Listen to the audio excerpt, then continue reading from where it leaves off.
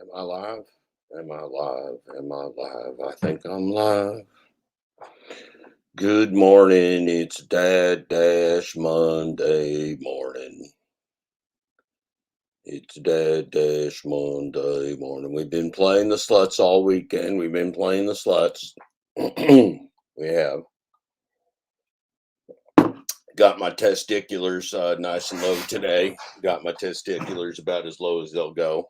That's a good thing in the morning. Got some Dad Dash testicular fortitude for you. I think we might even have. What do we have? We might have some testicular overpay. Some testicular overpay. Testicular overpay.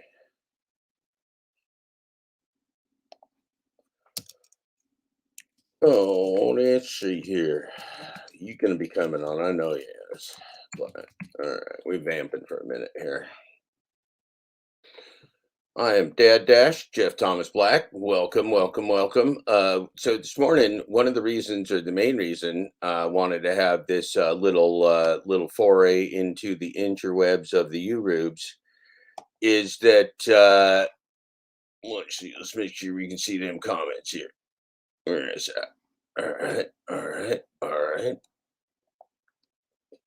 Welcome, welcome. So the reason I wanted to have this little foray into the Urubes this morning is that I want to make sure y'all see this Quentin Dashing Q 23. I'm guessing that's maybe a hat tip to the old Michael Jordan number 23. I don't know. I do not know. Dad Dash forgot to ask him that question. So this was a great interview, man. So much going on here. And the reason that I had Dashing Q 23 on the interwebs on Saturday morning was because I had spent some time listening to his broadcast. Well, hey, Vartan, nice to see you, sir. I was listening to the Dashing Q23's live broadcast, and I was very interested. This man is has a lot to say, has had a very interesting life, has a very interesting perspective, and was kind of well, he's new in this space, so he was experiencing both AAZ broad. He was experiencing both the wonder of being a new YouTuber, a new GigTuber, and also a dasher in the modern world as well. So we're going to go ahead and take a look at that. We're going to go ahead and take a look at that Quentin Williford, because he was a nice man. I liked him a lot. Let's see here. Let's wrap up here. So we're going to get this started here. I'm going to share my screen with you. Share the screen. Interview with the Dashing Q. All right.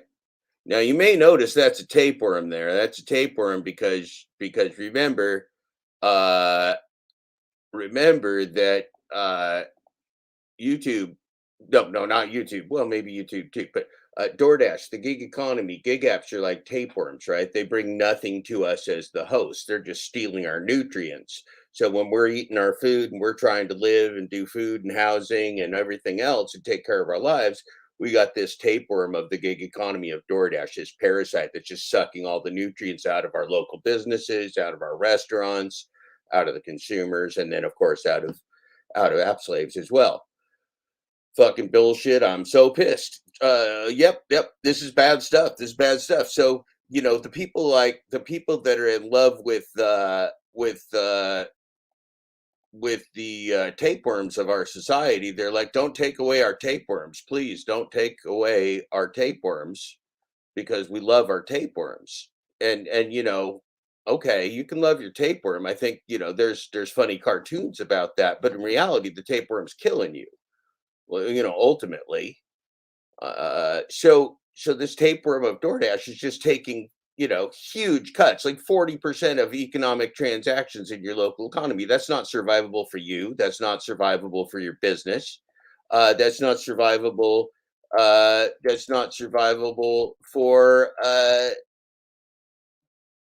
consumers. Not survivable for grocery stores. It's not survivable for anybody. So this is a short-term scam by DoorDash to destroy humanity as quickly as possible, take all the money, and then hide out in bunkers while we all die. I mean, that's kind of the plan of record here. Well, good morning, AG Prod. Yes, thank you very much. You are a good guy. Vartan is a good guy. Lots of people in this space are doing a lot of good work right now, which, doing a lot of good work these days is just called telling the truth and living a conscious life. If you're living a conscious life and you're telling the truth, you're actually doing good work. Do you know that? Because there's only so much we can do right now. We ain't in control of that much. We can tell the truth with transparency and be honest, or we can act like Zach drives money trains on people and sell payday loans. Those are our choices in life. Those are our choices in life. We can be a scumbag and sell our fellow human beings down the river, or we can choose not to be a scumbag and not sell our fellow human beings down the river with bad money plans and bad money trains. Okay, so one of the reasons we didn't start this aforementioned podcast with the Dashing Q is Dashing Q's power went off. Being honest is easy. You don't really have to remember much. You just live in the moment, and whatever is, right? But Dashing Q's power went off on his phone. So instead of showing up at 10 o'clock, Dashing Q got in here about 11:30. But that's the gig economy, isn't it? All of the risk and everything that happens is kind of on us. So I want you guys to see this because it was excellent. It was just absolutely excellent. And Dashing Q 23, if you have not subscribed yet, that's his channel name, at Dashing Q 23. His name is Quentin Williford, and it was a great talk. So I'm gonna go ahead and get this going here.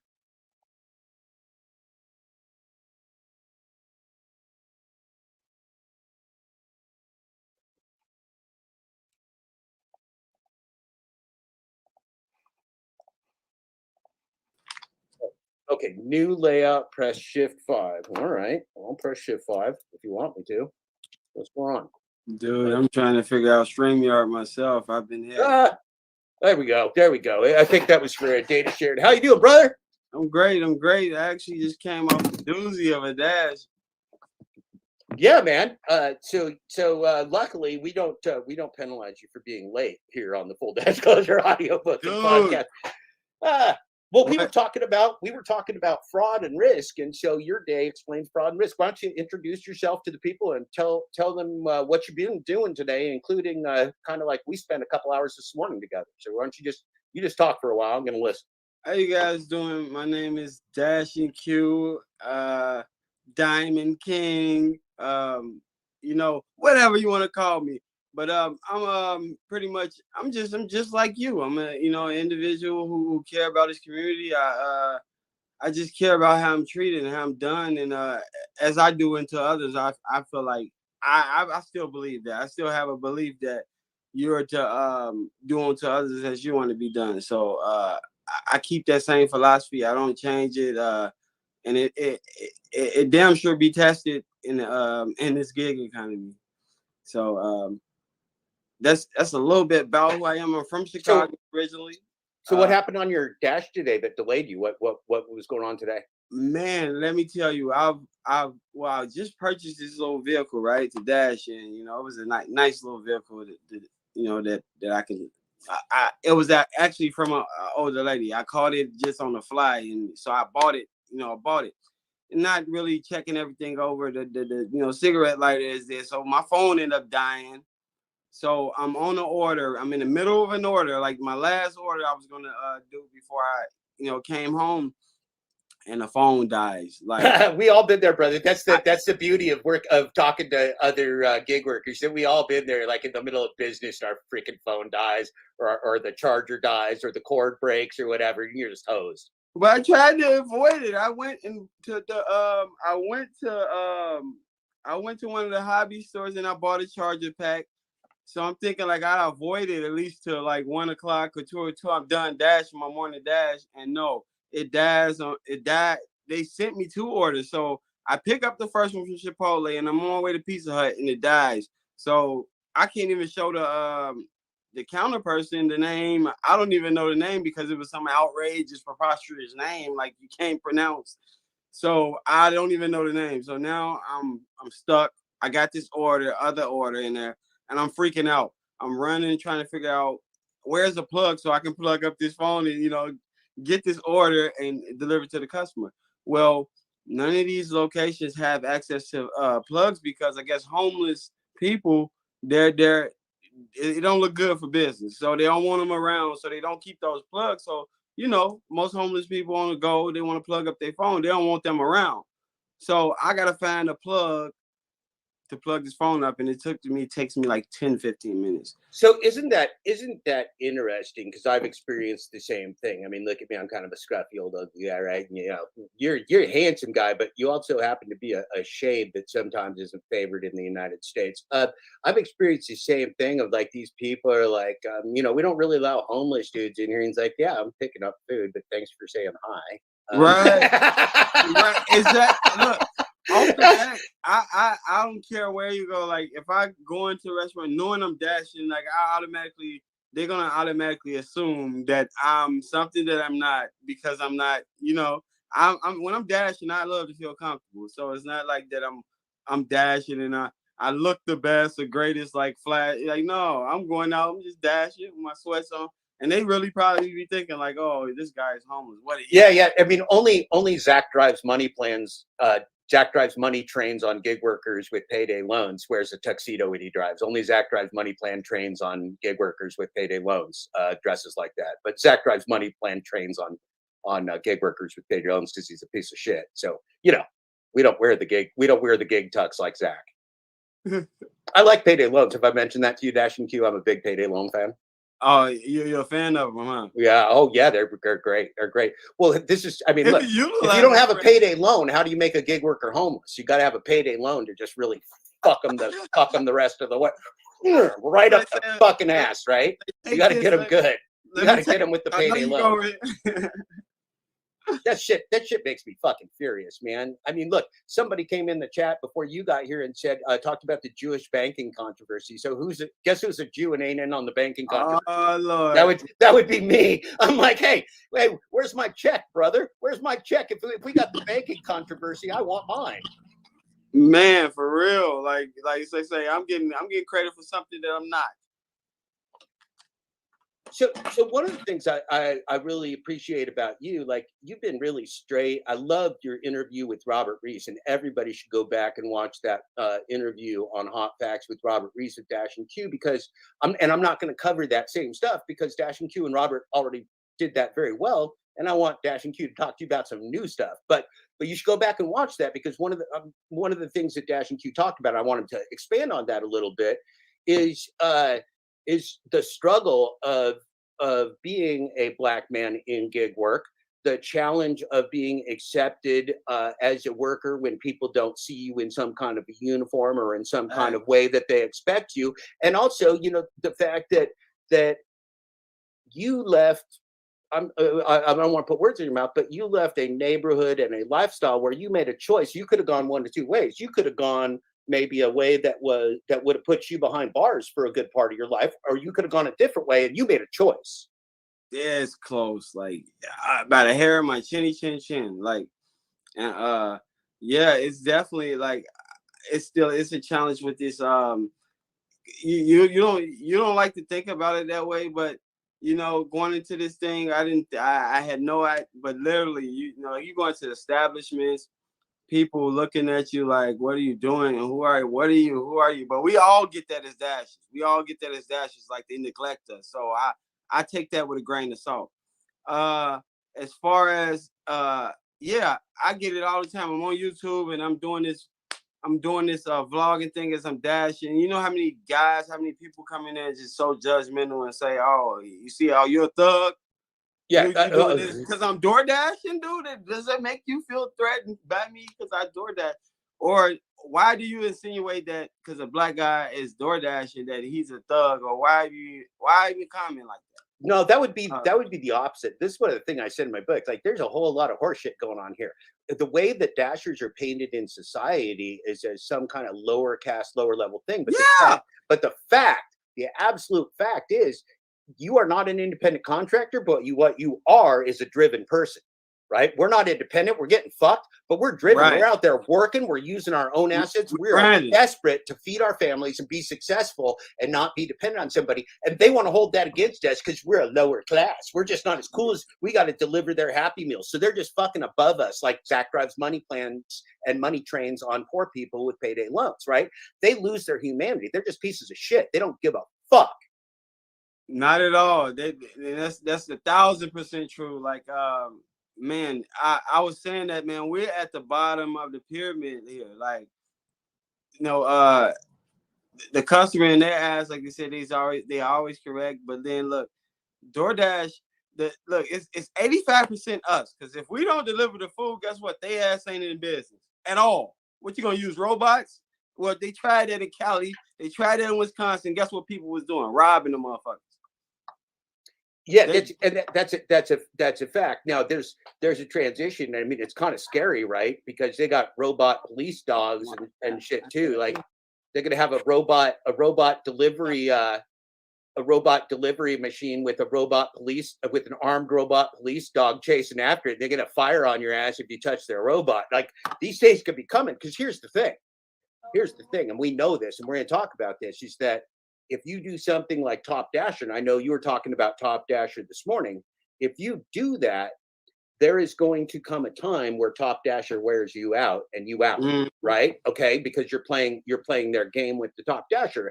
And can you tell us what market you're in? You know, I mean, what city, whatever you feel comfortable sharing. Where are you? I'm in Minnesota.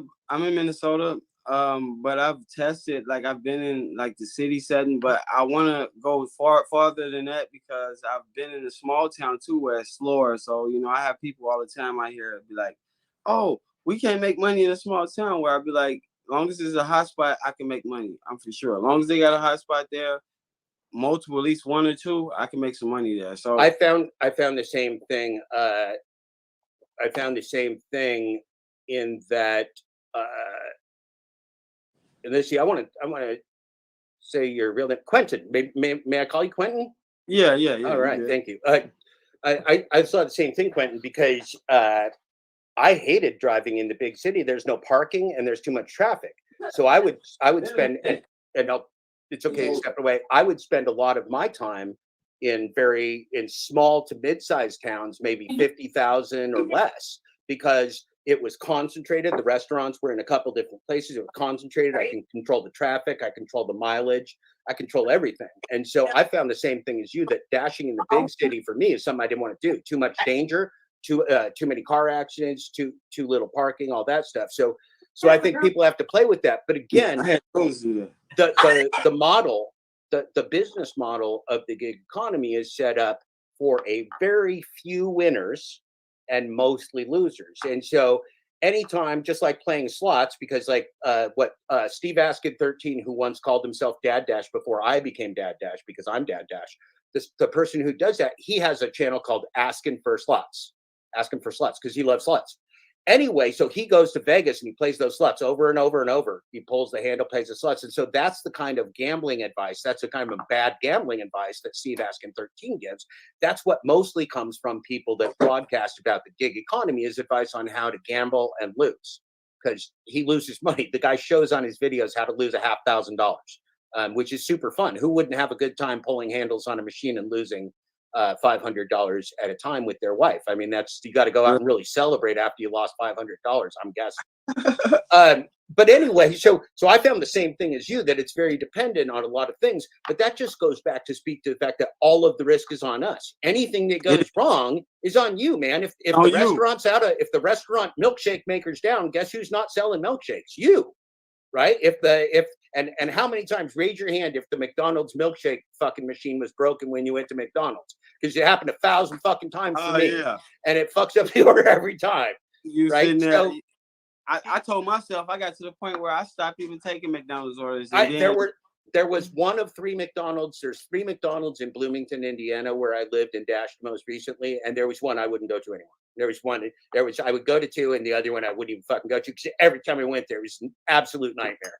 Absolute total nightmare. and you know, I mean, we all have things, right? Because even the franchises, it depends on who's managing it. They're owned by local franchisees. So there's well-run McDonald's, and there's McDonald's that have like a trash moat around them. Nobody even picks up the trash anymore. Like you're walking over garbage to go to McDonald's. Is that in your area, sir? You walk over garbage? Them damn orders gonna get frost from sitting there so long. Right. So tell us. Okay, so there's been a big controversy in this community before you kind of made your appearance. Now Dashing Q 23, if we want to be very literal, is his channel, is here. We had this big thing called Glitchgate, which is kind of the message to the world that DoorDash is a rigged game and a scam. Because what we had gangs of people using multiple phones, using AdSense, using Pedro, using Zach's Money Plans, Drives Fast, using all these things to collaborate together and rig the system with both glitches and with multiple phones. So somebody going out like you and playing straight top dasher, they cheating you, man. They cheat and they're stealing your Cheetos. They're cheating against you, and they're doing that today, right now. So when you're out there doing that, and see, you were making some statements like, hey, I got this up to top dasher and it's working out for me right now. Remember, DoorDash also programs in a little grace period. They're going to give you a little extra success while they want you to be extra successful. They may even know, sir, that you're on the YouTubes today, and they may go, that Dashing Q23 is a pretty handsome cat. Let's make him a little extra successful. Now that wouldn't be bad for you, but it might be bad for your fellow man, right?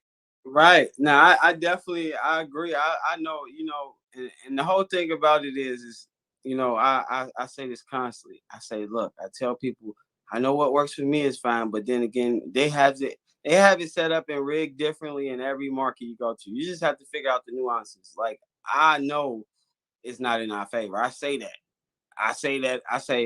But we can have this sense of illusion is in our favor to make the money, but you're going to have to put some time into it. Period. Like that's what it's going to require. Okay. Overall. And you're right there, but keep in mind that the Top Dasher program doesn't really exist. It's just a scam. The Top Dasher program is purely exists to convince you, to coerce you to take orders that you wouldn't take otherwise. Now, so I'll give you a caveat though. Okay. If you could stay Top Dasher, like let's say if you used a glitch and you could stay Top Dasher forever without losing money, that would be fine. But see, the point of Top Dasher, the only reason that they would give you an imaginary status, because remember, there's no real Top Dasher orders or regular orders. There's just orders. Right. Then they give them to you and go, well, I'm going to give you this peanut because you're a Top Dasher. And then the next day they go, I'm going to give you this peanut because you're not a Top Dasher. And then the next day go, I'm going to give you this peanut because you're a Top Dasher. And you go like, well, that's great, man. Until you realize that they're going to give you the same peanut either way. Well, I've seen, because I got my Top Dasher in another mark. But what I've seen is, I would say, I can't even cap. I've seen a huge dramatic difference. I had it a month and I haven't here in this market.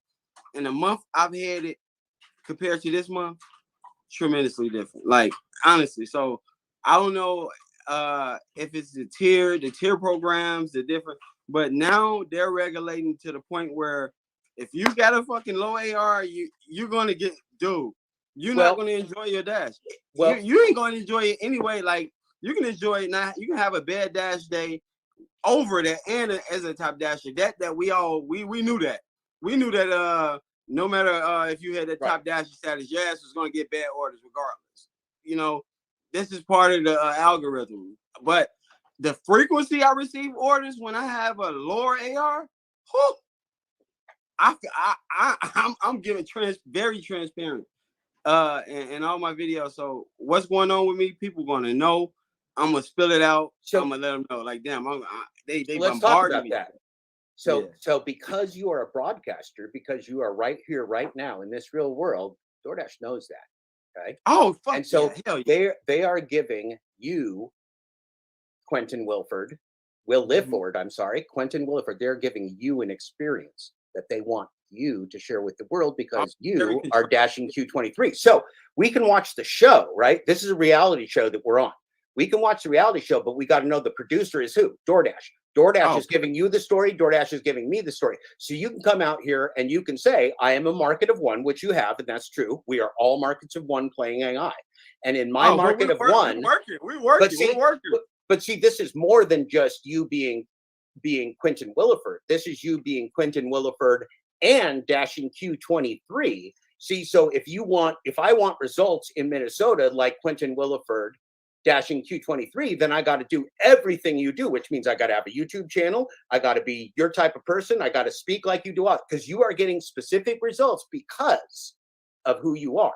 Now, if I take any part of that out, if I take out how handsome you are, if I make you an old white guy like me, if I make you a woman, everything I do to change you is going to change your results, because DoorDash is playing you. They want another successful black man. They'd love for that to be you. Now they want you to turn into a Zach's Money Plans and sell payday loans someday too. They'll come to you. If you're good enough, they're going to come to you with a chance to sell your people out, just like they did with Megan Rizzo. They do that in every form and fashion and walk. That's right. So they playing you, brother. So play them back, man. I'm giving you the thumbs up. I love your work, man. Play them back for all your work, but don't believe anything that they're doing to you, because every time they give you success, it's because they want something from you, sir. Right. You. My thing is, the whole reason why I started this was just vlog to share my experience with people. But now I feel like it's become like, all right, we're not being heard. We're gonna be heard as a people. I said, man, look, people was fearing that, if we do some type of union, we become employees. I said, what the fuck are we right now? We get basically like how they got it and rigged and regulated. We are. We are, but except the fact that, right, they created this. Now, isn't this interesting? When they created this gig economy, they made all these terms and conditions that said you may not have a union. They don't have the right. They can't tell us we can't have a union. Like, they put shit in terms and conditions. They like could have also told us, like, you can't have the moon in your backyard. Like, okay, right. But like, I ain't gonna have the moon in my backyard. Like, and it's no such. You can't. Right, for real. That's a total, because you know what they plan to do. That's why they got caught stealing tips and shit, because it was unregulated. Nobody ever done it before, so they can do anything. There are no rules. There are no rules, which means, again, like, so Pedro Poopy Pants Glitch Dash DoorDash Depends Santiago used to run around, and he still does, bragging to everybody, well, I'm not a DoorDash employee. First of all, if he signed a non-disclosure agreement with DoorDash, he would have to tell you he's not a DoorDash employee, even if he was. So you're like, what are you gonna do? Watch the magician pull the rabbit out of the hat and go like, I'm not a magician. Like, of course he's a fucking magician. He's Pedro, right? If you go in your bathroom, this is a trick, Dash and Q. I don't know if you know this. It's a little creepy, but it's gonna be Halloween soon. If you go in your bathroom and you say Pedro with the lights off 3 times, he'll appear in your mirror and he'll go, you will not talk about me. I am Pedro. That's what he'll do. What's crazy about that is, it's like I only seen I don't know much of him from afar, but because that's how I've been, and so I've been checking out everybody's content as well. But I've periodically stopped in. But I've been getting everybody been saying stuff like that, But I don't let nobody. I really observe a person, and he gonna show me who he are himself. I don't want to be the one. I don't even know him. As far as I've seen a few of his videos, and I mean, I kind of like the guy. I just don't know. I don't know about him per se. Like, but well, see, this is the thing, though. It's like, okay, so I do think you're very likable, at least to me. You're my kind of guy, like that I could watch, talk, and I could chat with, and whatever else. And I mean, we get on fine. Now, everybody that ever broadcasts to you, whether on TV or something else, wants to come up off as an appealing person that you'd want to watch, or they wouldn't be on the broadcasting tubes coming off as a person you want to watch, right? They'd play the evil character and they'd disappear very quickly. But see, you got to look at the motivations, because it says Pedro sells payday loans, right? Zach sells payday loans. Kim sells payday loans. So when you look at the motivations of scumbags selling dog shit to the people, you don't have to look any further, because if they're willing to sell out their own people, now Pedro's also one of the many liars of Glitch Dash, right? So Pedro didn't tell the people how he was really making money. Pedro didn't tell people. Go ahead. So he took the cheese, the bait, huh? Oh, Pedro take all the cheese. Pedro is the cheese. So Pedro takes all the cheese, Now, Pedro got demonetized, brother. Pedro got demonetized. This is Pedro Day 2023, because tomorrow Pedro finds out if he gets remonetized for stealing people. He was stealing people's content and making hundreds of thousands of dollars stealing people's content and reusing it without permission. So Pedro got fully demonetized on his big channel here. So Pedro speaks for himself in terms of his fraud. So does Zach. So do all the others of their ilk. Steve Johnson of the High Chair Hodio, all those kind of things. But see, they're going to come to you, or they used to come to people like you when you were new in the space, and they put pressure on you. You got to come on our show. You got to be our friend. You can't talk bad about anybody. You can't talk the truth about anybody, right? You can't say what you want to say. You got to be part of the club. Yeah, go ahead. Blizzard funny. He said, we don't need a union. We need to close the border. Pedro? He cold. Pedro did? No, that's what OZ said. Was it Blizzard? Blizzard? We don't need a union. Blizzard. That's fucking stupid, man. Borders are there for the oligarchs, man. Those guys go anywhere they want. They just don't want us to be able to leave or get in. Those borders are there to trap you in, not to keep other people out. You trapped in. Nobody wants you. Nobody wants me. Keep you a part of this American dream. Yeah, this American dream where you can't leave. I love that we got a border. You can't leave. It's the American dream. You can't leave. Nobody wants you anymore. Even Mexico don't want you. Only freedom we will ever have is some type of financial freedom, and that's the other than that is really no such thing. It's an illusion of freedom, but we're all under a control. The United States is a corporation. It is an entity. It is a business. And the financial freedom's an illusion too, because they own the money supply, right? They're playing keep away. They're playing keep away. Yeah. Money supply is all in the market. They ain't giving it to us. We got the Cheetos. You went there, it get even deeper once you go down the rabbit hole, because everything is becoming digital now. So they definitely regulate the money. If they cut off the internet switch, if they cut off the power grid, then you definitely fucked if you ain't collected any resources. Let's talk about that. Let's talk about who can turn who off. So one of the things about the gig economy, right, is that anytime they want, they can decapitate us, right? They can deplatform us. That's fine, brother. I got you on mute for a minute. They can cut us off. And the big problem with that gig economy is that they can cut us off at will with any reason or no reason, and they can do it with AI. And that doesn't, and there's not humans behind the scenes looking at why you got deactivated, why you got deplatformed, why you got decapitated, why you're now going to lose your car or your house, or not be able to buy groceries, or not be able to buy enough gas to get home. There's nobody looking at that. That's done by AI. And so, there's been many broadcasts over time where gig workers put up like, is this the end of gig work? Is this the end of DoorDash? Are they mass deactivating us? I don't know, maybe not, but they certainly can anytime they want, can't they?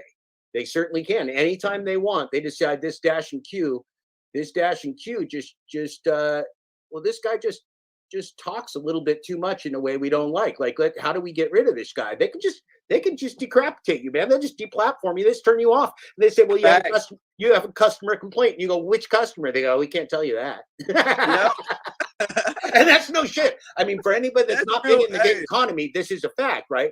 They will, if you get a 1-star rating and a complaint, they will not tell you who did that, right? And so if you did 20 orders today and you got a 1-star and a complaint that somebody says that you violated terms of the agreement, they won't tell you who that is. You got to play a guessing game. You got to play your own fucking guessing game to guess which one might have gone that wrong. And so it could have been them. Yeah, could have been. Dude, I did 5,521 deliveries and I never did a contract violation. It weren't me. When people stole the food, they stole the food. I didn't lose no food. No food. That doesn't happen. And so, but this is all punitive on the gig worker, right? We don't have any rights. Why are unions there when there were unions?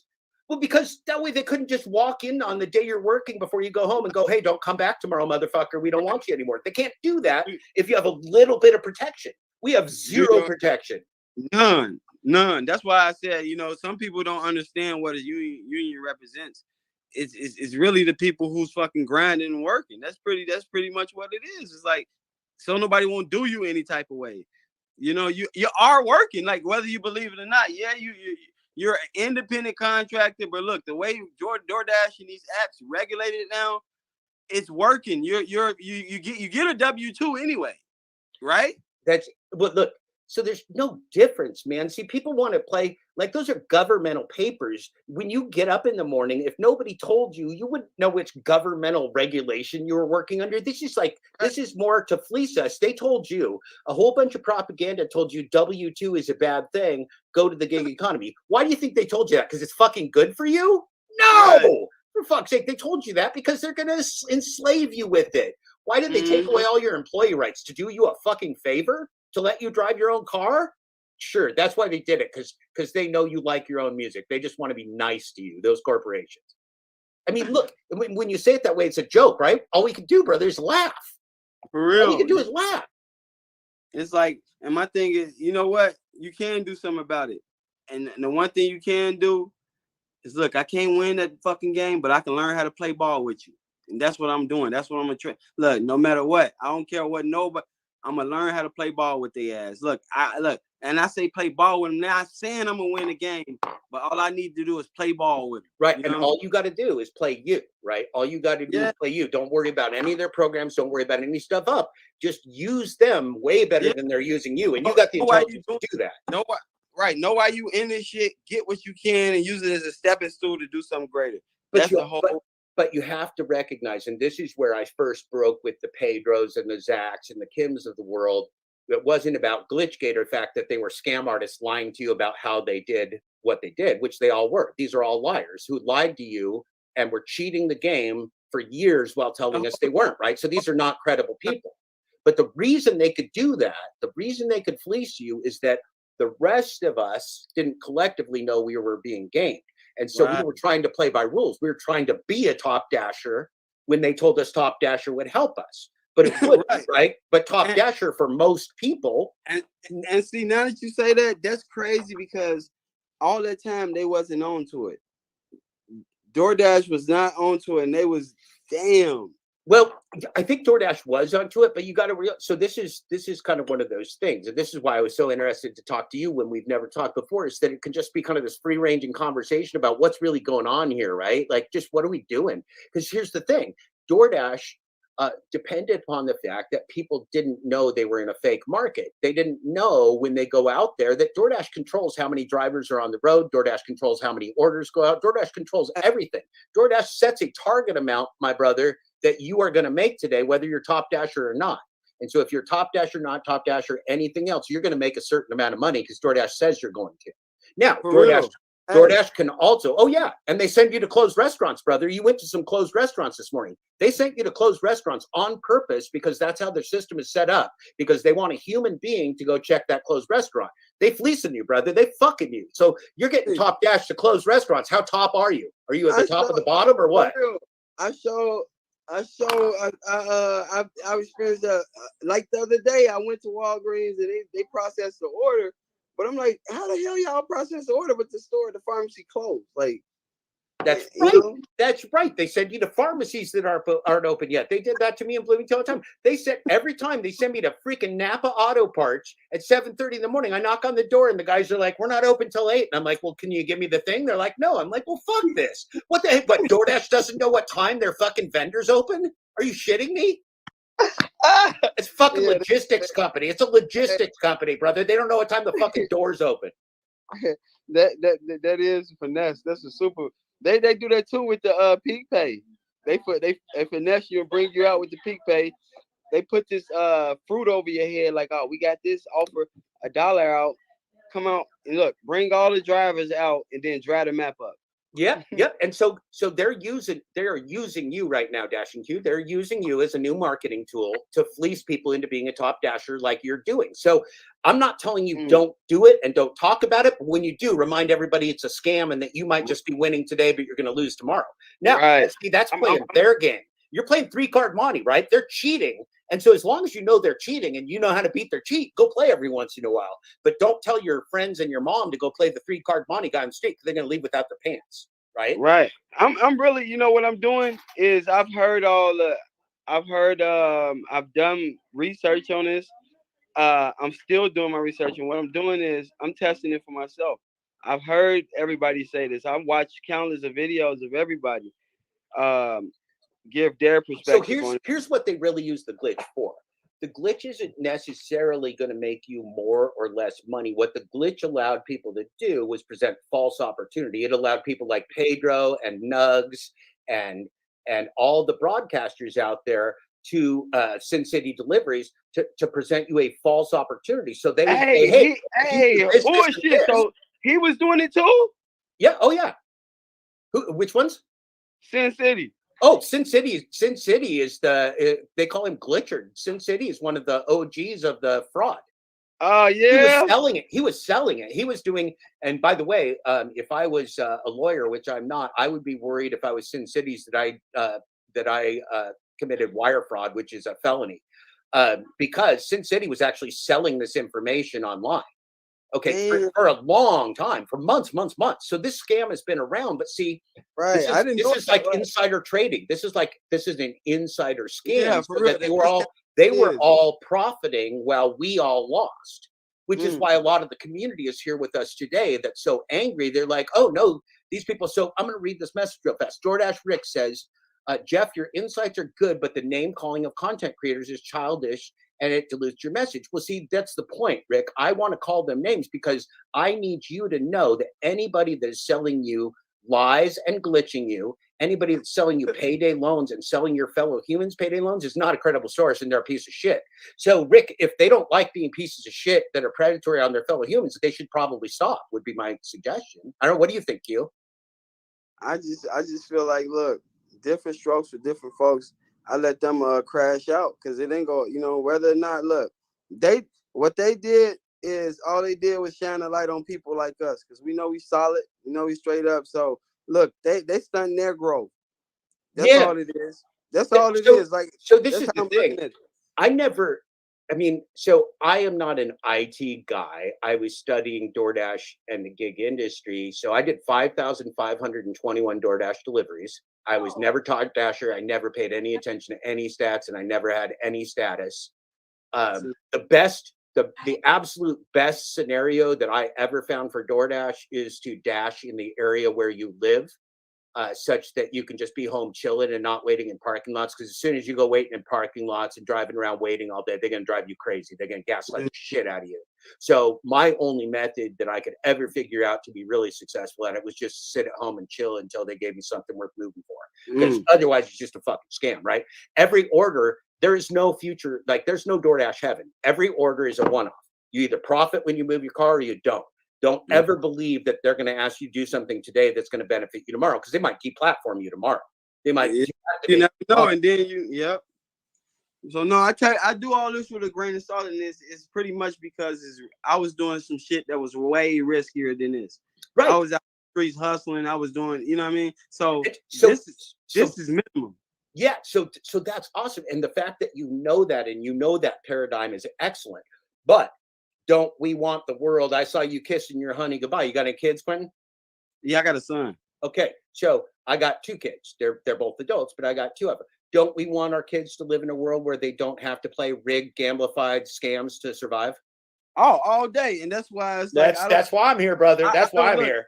That's why I tell people, I tell people, and they're like, oh, are you worried about deactivation and all that? I said, well, look, I guess I'm Huckleberry today then. It's like, I'm not going to just sit back. Now, what can I do about it? It's like, no, that don't mean because I have nuances about a job or DoorDash per se that I can't play ball. I know it's been weeks. Last month I made 50 over 5,200. So it's like it ain't like that they fucked me over so bad, but I mean I know more often than not they trying to fuck me over. So it's like, but whatever I can do to make it work for me at that moment. All it is a stepping stool, you guys. It's not nothing that's all you're gonna do is find the next hustle. Right, but we shouldn't have to hustle forever and wake up wondering how we're gonna keep a roof over our head. We should have some security and employment and a society that's at peace. Because if we lose all these retailers from the inner cities, there's no food, there's nowhere to live, it's in poverty. Are you gonna want to be out dashing on those streets where you're gonna get murdered? No, you're not, right? If we don't keep the society together, not when it's purged. It's part Yeah, of man. I mean, look, that's the kind of world that DoorDash is driving, right? Where people have no stake in society anymore, and everybody's just out for themselves, like Pedro and Nugs and Sin City. They're just going to be out for themselves, Those- scamming everybody, but right? those, look, But we all look, got family. We don't. I don't want to be a predator of society. I want a society that my kids can live in. I believe. Look, I'm hard with that. I believe, man. Those the the real is gonna prevail, man. The people, Yes, sir. who solid, man, they gonna that fake shit. It only lasts so long, so people gonna know what's up once they be like, look. My thing is too is totally transparent. I've noticed that before I was even voiced. I never voiced on it, but I knew I'm asking people like, damn, I'm seeing and watching the videos, and I recognize some things that I don't. Yeah, it doesn't pass the smell test. It doesn't pass the smell test. So it's like my whole thing when I was doing my videos, I was like, man, I'm sure it all.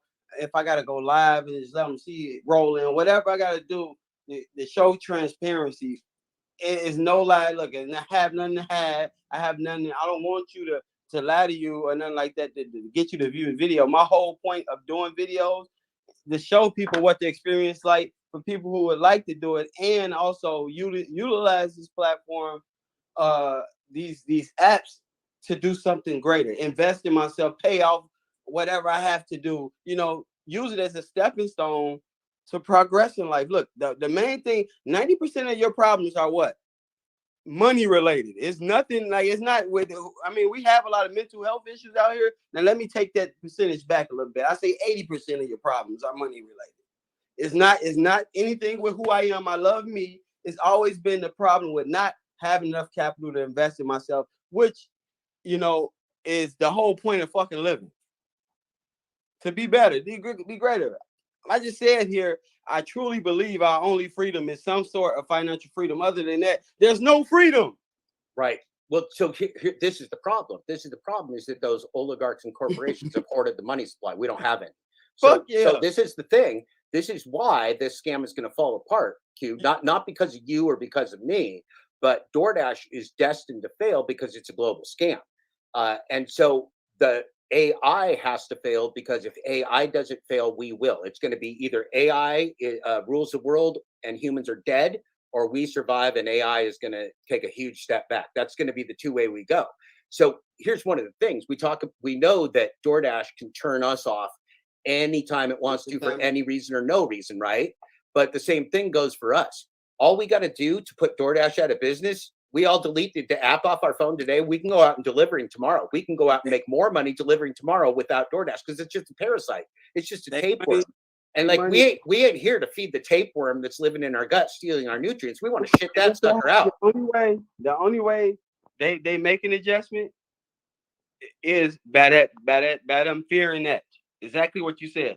The only way they make an adjustment to change this pay rate, really make some changes and do it publicly, like vocalize this shit, like, and do it publicly. The only way they do that if we have some power like that. That's absolutely right. But here's another little secret, though. This is where it breaks down. There's a dual impossibility scenario with corporate AI, which means that the people that built it can neither explain it nor understand it. Right? It's a monster. They built the Frankenstein, and they can't control it either. So it's just going to eat humanity. And so what that means to us is that DoorDash could not reform this system if they wanted to, because if they reformed the system to pay us properly, they couldn't stay in business. So DoorDash is going to die because it's going to die, not because I want it to, not because you want it to, but because it's a global fraud that doesn't support making money. Now, there are people out there that want to profit off the global fraud as long as possible. Those are the traditional gig tubers like the Pedros and the Steve Johnson, Hydeshare Audio and Rideshare Guy and all that kind of stuff. Now, some of them do some good stuff, but they also sponsor a lot of fraud. And so we can't have that. In fact, people want to ask, why are you mean to Pedro? Why are you mean to Steve Johnson, Hydeshare Audio? Why are you mean to Steve Askin 13, who used to be DoorDash? Well, they're scamsters. They're fraudsters. They're gamblers that are giving you bad gambling advice. And I don't fucking like those guys. If they're going to give good people in the world trying to survive and feed their families and keep themselves housed and drive a car, bad gambling advice, I'm going to be on their ass. And I'm sorry if you don't like it. That's too fucking bad, because that's my job. That's what I do. That's what I like to do when I get up in the morning. Hey, look, he have his reasons, you know. He have his reasons. I don't know any of them like that. So it's like, but until they I'm gonna do some more research, because I have had instances where I watch videos and I'm like, but I ain't not so close, not enough to be like, damn, all right. But well, my brother, that's why I wrote a book. So my book is free online for you, man. You can listen to the first the first 3 chapters of my audiobook and the introduction while you drive today for free. You can just go to Substack, you go to any podcast, you'll be on the podcast channel too. Look, I fucking just buy it, dude. It's not for sale yet. It's going to be out in December. I'm gonna make it available to everybody. Look, you talking about we shouldn't hustle. Look, you hustling me. You just hustled me. Nah, I ain't never made a penny off this shit, brother. I'm a civil rights guy. I don't do this for money. I'll hustle you though. You just wait. I'm gonna profit off you like crazy. Why don't you add the name of the pod? I do that right away. I subscribe. Yeah, it's the full Dashclosure audiobook and podcast, and I'll do that. I'm gonna tag you. You know how this is. We on live. Oh, let me write it down. And so if you go to the early episodes, the first few episodes are the introduction and chapters 1, 2, and 3. And chapter 2 is really a special one to me, because it's my open letter to drivers. It's my open letter to drivers, and that's me personally speaking to drivers about my experience and why I think what I think. There's somebody on here called the DoorDash police. They're not the real cops. I'm not a big fan of real cops, but I love these DoorDash police. This is Brian. This guy's from Gig Apps Exposed, and he's also from the channel DoorDash Sucks. Both excellent names, because gig apps need to be exposed, and DoorDash does in fact suck. He's now the DoorDash police, and the DoorDash police goes woo woo woo woo, because they scrape up all the scum off our streets, like the Zach drives money trains on people. And so he writes, the gig apps are the biggest scam in human history. DoorDash is at the top of the pyramid scheme. That's true. That's actually what he writes there is very important fact. DoorDash is the biggest financial scam in human history, and it's being perpetrated right now in 27 countries. Once I realized kind of like what was going. I said, man, look, they got the best business model I ever fucking seen, dude. One can call it perfection. They have the best business model I've ever seen that legally can fly. Like, they let it. Oh my god, like, dude, they not coming out of pocket for anything really. Like, if anything, then DoorDash is literally just providing. They provided the service and just let the customer, fight with us over what can pretty much. Oh, they want to turn us against each other. They want us fighting in the streets while they profit, man. That's how they. Why do you think the Pedro dipshit DoorDash Depends Santiago was selling the no trip, no tip thing for so long? Because he was dividing the people. He was riding around in his car. He goes, those fucking clowns, those clowns. Pedro just spending all the hate all day on the consumers. And other people do that. I hate these guys. I hate these guys. I'm like, well, why are you taking the order then, dude? Like, I mean, you go around hate people all day for a profession? You're a fucking idiot is what you are. That's crazy, dude. I remember, I've seen that, you know what, too? A lot of the content that filled me in is the shorts. Like, so I was catching a lot of his shorts and stuff, but that's funny as hell you said that, because I hear it now. That's why I hear no tip, no trip. Well, it doesn't make any fucking sense, because DoorDash is the one running the scam. DoorDash gives you every order. DoorDash gives you a certain amount of orders that have a tip. They give you a certain amount of orders that don't have a tip. DoorDash discourages people from making tips. That's crazy you say that too, because look, I was noticing, like, unless I stay on overnight and type shit, they would cap me out at about $200, $250 a day, $200, and anything like that, it'd be hot, and they slow me down, like, literally. Oh yeah. So this is the thing, right? They're gaslighting you. They're manipulating you in everything you do. Now you joined a good club though. See, you put yourself on the U-Rubes, so now they're watching you on the U-Rubes, and they might throw you a couple extra bones. They might also deactivate you if they don't like the way you're doing something too, right? Like they did to the Glitch Dash. Somebody reported the Glitch Dash because he was telling too much of the truth, and they deactivated that guy. They decapitated him. I'm wondering how I should have known, but you should have known once they let you let one person find out about that glitch, and it got out to another person, another person, you should have known it was gonna catch on sooner or later. They was gonna catch on. Well, see, they kept it secret for a pretty good long time because they were making a lot of money off that, selling that to each other and lying, and they got to make lots of good videos. See, Pedro and Nugs went out to I think they went to Vegas. I don't remember where those idiots went, but they went out and did an idiot fest where they went out and lied to you and scammed each other. It reminded me of playing Monopoly when I was a little kid with my brother and his friends. Like all three of us cheated shamelessly, and so it was just a game of cheating. And it was really fun. Like we played Monopoly cheating version. And I think lots of kids did. We all stole out of the bank. We embezzled. We ripped each other off when we went to the bathroom, right? But that's Pedro and Nugs, man. They just play the cheating Monopoly the kids play. Dog, if I wish I had a glitch, if I, I wish I had a damn glitch. All the dashing I've been doing. Well, you do got it, brother. It's called airplane mode, and it's very easy to do, and nobody's ever been deactivated it for that we know of. But I ain't gonna be the one to test that shit out. but it's not tested. I mean, people are doing it all day, every day. This is what they do because I heard about it. Right. But I ain't really need. Look, I've been. You know what? This is why I haven't used it. I've heard about it probably. What was that? Like a month and a half ago. Right after the time I started researching the dashing, I've heard about it. But I was dashing so good, and I was That's right. Like you said, I was doing great.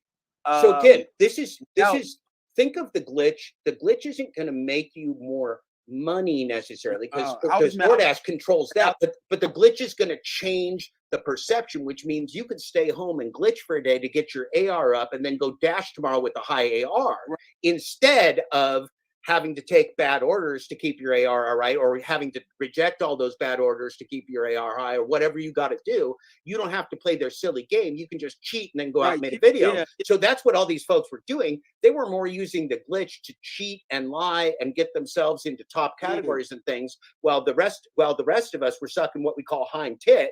And we were taking the $2 orders because we wanted to be a top dasher. And if you turn down orders, you can't be a top dasher. So it's more of a big picture scam. It's not the key to riches. You can't just do the glitch and then you're going to get rich. It's the way you can misrepresent yourself and cheat the game a little bit. It gives you an advantage. It gives you a huge advantage, actually. Yeah, it gives you, and there are other glitches too. I mean, the report, somebody has said that there are 125 DoorDash glitches. I don't know if that's true or not, but that came from one. I don't even know one. Yeah. Well, they're all over the place. And so, well, see, this is the point though. This is the point of it not being a real market. It's like 3-card Monty, right? They can do whatever I want, man. It's not a real market. So if they want to cheat you, they can have you make less today than yesterday. They can have you make more. They can deactivate you. They can give you good orders. They can give you bad orders. And remember, everyone around the country is being tested individually at all times. So there's unknown versions of this app. And so when you say, hey, here's what I'm seeing on my iPhone, the person in California is going to see a whole different app. So they use the divide and conquer. We never even get common information. And so I watch you, let's say I'm a new person, I watch you running around dashing queues. You said some really good stuff this morning because you buy inexpensive cars. You know it has to be a gig car. You know what it needs. You know how to fix it. You know all these different things. That gives you a huge advantage. But see, if I'm watching you and I just see you say, like, I'm top dasher and this is what's happening, I go, well, I'm going to go out today and be top dasher. Ain't going to work for me. Ain't going to work for me. I'm going to lose my pants. And so whenever you're telling people that you're top dasher, say, remember, this program is a scam, but it's a scam that's working for me today. I asked him, too. I asked him, man, what's going on? I tell him too. I really get a feel for when somebody asks me, period, I tell them off the back, because I show it all. I ain't had the bet. It ain't been peaches and cream. I've had moments. I show all my moments. So it's like it don't, with or without it, but I've noticed a huge difference as far as when I didn't have it. Look, they unscheduling me. DoorDash is pulling the most. Like literally, and I think it's like you said. I don't know. This is me speculating here. I think it's to push me to get the top dasher because. Oh yeah, look, man. They want your handsome face advertising for them. Look at how handsome you are, dude.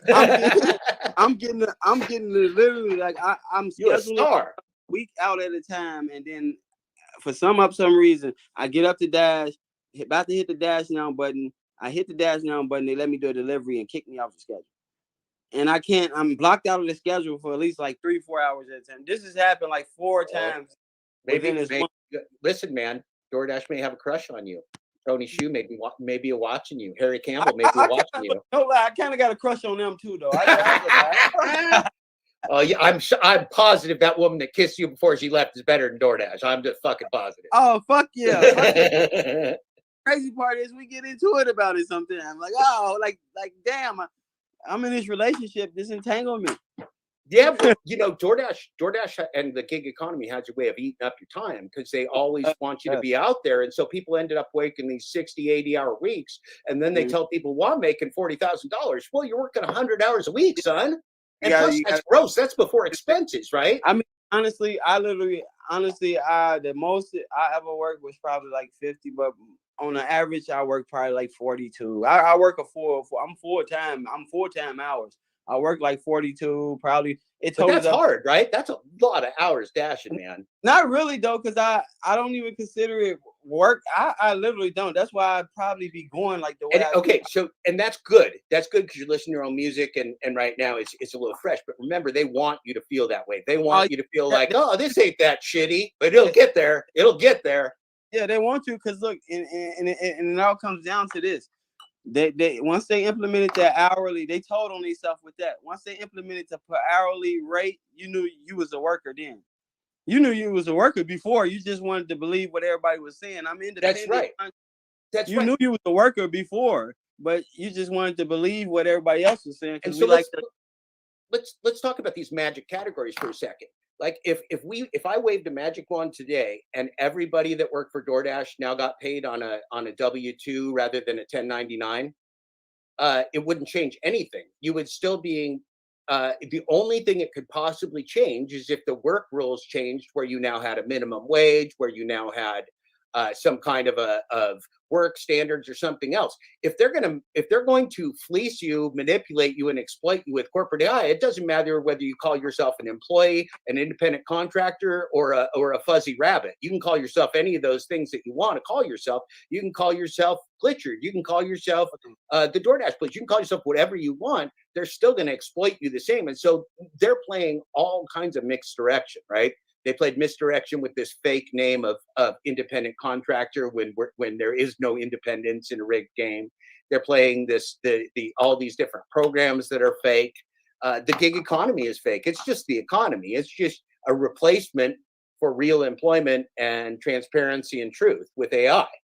The gig economy is nothing but a replacement for transparency and truth and a real economy with corporate AI that will be a money printing machine for oligarchs and will literally kill humanity. That's what it is.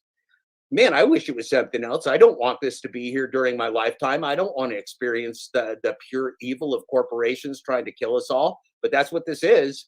That's what this is. And if we don't ultimately all get together and turn it off all at the same time, it's going to turn us off. I ain't being turned off. You're going to have to kill me first. I ain't being turned off. You can't. I don't got a switch and you ain't putting a switch on me. See? I really feel like this too at this point. There's so many blinds being put over our eyes with everything in our lives, like from everything, the television we watch, from everything. So I've had this philosophy since I've been, of age and of intellect, like this type of intellect, coming to this type of knowledge that look, I can't change this mother. I can change it a little. I feel like in the things we do, as far as the impact we do as a people, we can change it, but I can't do it myself. So look, just let me play ball. I just want to play ball. Well, so here's how we really play ball. We all stay awake and conscious. We all use our noodles. We think like you do. We got to think independently. We can play games. We can play games, but we got to know we're playing games. You know what ball is to me? What when I say I want to play ball, I don't mean no fucking one income. I'm talking about 6-7 different incomes, that type of way. Look, day trading and all. Well, I won't have to work for another motherfucker. So what I'm doing is I'm taking these little funds from DoorDash and they stacking up. And one of these fucking days, happy days, and I'm gonna roll it out. It's all on my content. I day trade all these different little hustles. It's gonna come together in a big ball, and you're gonna see why the hell I was doing DoorDash. Well, so it wasn't because of DoorDash. I know these fuckers are scammers. I know the top 1%. I know how these fuckers play. These are investment groups who invested in these type of companies. Right. Now, lo and behold, fucking DoorDash is joins the NASDAQ. Oh yeah, we know what time it is. So my advice to you, if you're DoorDash and doing any gig at, I love these apps because look, it gave me a way out. It found, you know, I say I love it because like I ain't gotta sell a fucking crack rock to a crackhead no more. I ain't gotta look behind my back. I work a job, but I'm using these as stepping stools to get what the fuck I want out of this beautiful life we have. Yes, sir. And as it's long a dirty as we game, though. As long as we know that these stepping stones are games, right? So we're playing Mario Kart. It's all a game. We're playing Mario Kart. So you're a good Mario Kart player. They're playing you to play Mario Kart today. Play Mario Kart, but don't think it's not a game. It's a good one. I thought I was good until I found out about these motherfuckers. I thought I was good. I got to do some research. You know what I'm saying? Right. So here's the thing. Now this is going to go with day trading too. Remember that artificial intelligence will never be sentient. It's not going to be us. It's never going to have feelings or anything. Fuck artificial intelligence. It has no soul, no spirit. Fuck it, man. It's a computer program. It's a computer program. Yeah, it's more, day trading is more treacherous than this. Yeah, it is. It's more but see, here's the thing. Artificial intelligence rules day trading too. There ain't no humans making big money on day trading. It's the artificial intelligence that's milking the other. So there's the winners and there's the suckers. Like, which you going to be? There's the winners and the suckers because it's all a rigged game. Now, if we talk real freedom would be kicking DoorDash out of the door and we all just go out and contract directly with restaurants and get paid what we're worth. That would be real freedom. But see, DoorDash, we got to put DoorDash out of business to make that happen. And we will. Well, DoorDash is going to put itself out of and that can happen. It's just, it has to be, you know, in this conversation is a start of it. It has to be, and everything that's ever been created was an idea before it was created. So they plotted on us. We just have to plot back. It's just that simple. Yeah. And the only way it's going to work if we come together and do it. It's not going to work as an individual. We don't have enough power. And see, that's why I wanted to talk to you this morning, because all I knew that all I had to do was tell you a couple more things to wake you up, and now you're going to look deeper. Now you're going to look deeper, and you're not going to be victimized anymore, because you weren't being victimized that bad this morning. You had about 90% of the right idea. About 10% of it you had up your ass, though, and I couldn't let that happen to you, my brother. I want you to know the 100%, because that last 10% is what's going to kill you, right? Yeah, they're going to suck you. They're going to suck you into the 90% that sounds pretty good, and then the 10% is going to finish you the fuck off. Facts. I'm there. I'm 100% there. Now, look, I halfway through, like a 25% through the conversation, when we start talking about this, I already knew I got what you were saying.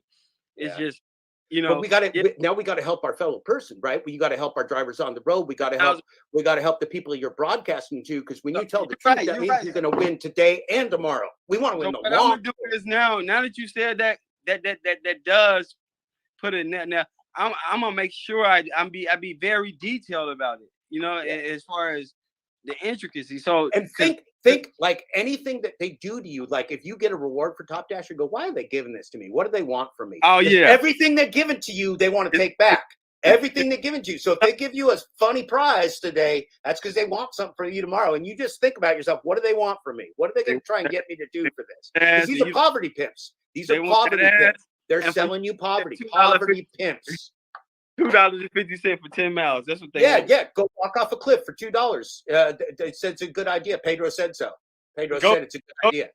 Go get your flat tire. And pay that $200 for this damn $10 order. This $8 order. Ida Hat said really important here, and it's like this God's voice. Here's the problem. Is that when we take black box AI, it's impossible to understand, it's impossible to explain, even for DoorDash. So when we take that black box AI and we put it out, it's like the God speaking, right? They know everything. They know the consumer, they know the merchant, and they know us, and they know the market, and they know the price, everything. This is like an omnipotent God playing you. You are a non-player character, right? You're just a little robot. You are now an icon of AI. It doesn't matter what you think you are, you're an icon of AI. Now, you got to just remember, they're putting you out in one of the riskiest jobs in the world, which is last mile delivery driving. 1 out of every 5 professional company-employed Amazon drivers was injured on the job in 2021. 1 out of every 5. I didn't say 1 out of every 5 had accidents. Probably 90% had accidents, but 1 out of every 5 was injured on the job. So if you want to know how dangerous this is, and they want you to use your own car, your own insurance, your own food, your own time, your own maintenance, your own phone, everything else, like this is the most horrible scam. Let's look at this from a money perspective, just real quick.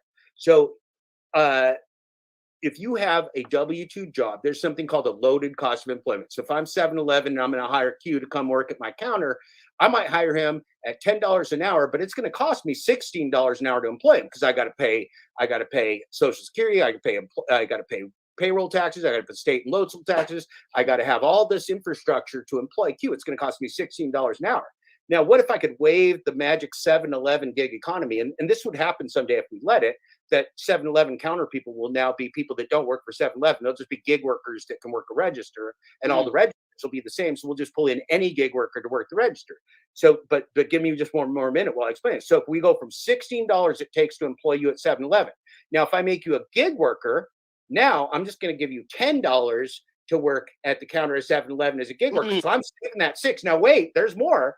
But see, you got to buy your own uniform. You got to pay for your gas to get there. I'm going to send you on errands and deliveries on 7-Eleven in your own car. And so you're actually going to come home with $6 an hour. So you just went from 7-Eleven, me, Mr. Corporate CEO of 7-Eleven, because I went to Duke Business School. I'm an oligarch. So I am now going to take an employee that I used to pay $16 an hour, and I'm now going to get him at the bargain price of $6. Am I winning or not? Am I winning?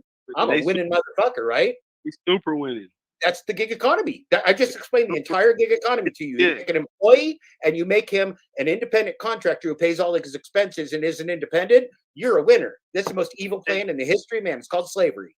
Pay none of the medical, none of that shit. They winning. Nothing. Oh shit! I don't even know you. Wait a minute. It ain't whether I pay you. I don't know you. I have never heard of you. You're not on my financial statement. I don't know your name. I don't pay you. On top of not paying you base pay, like not paying you nothing. Dude, listen. There's going to come a time where they're going to want you to pay for a license to do gig work to be enslaved.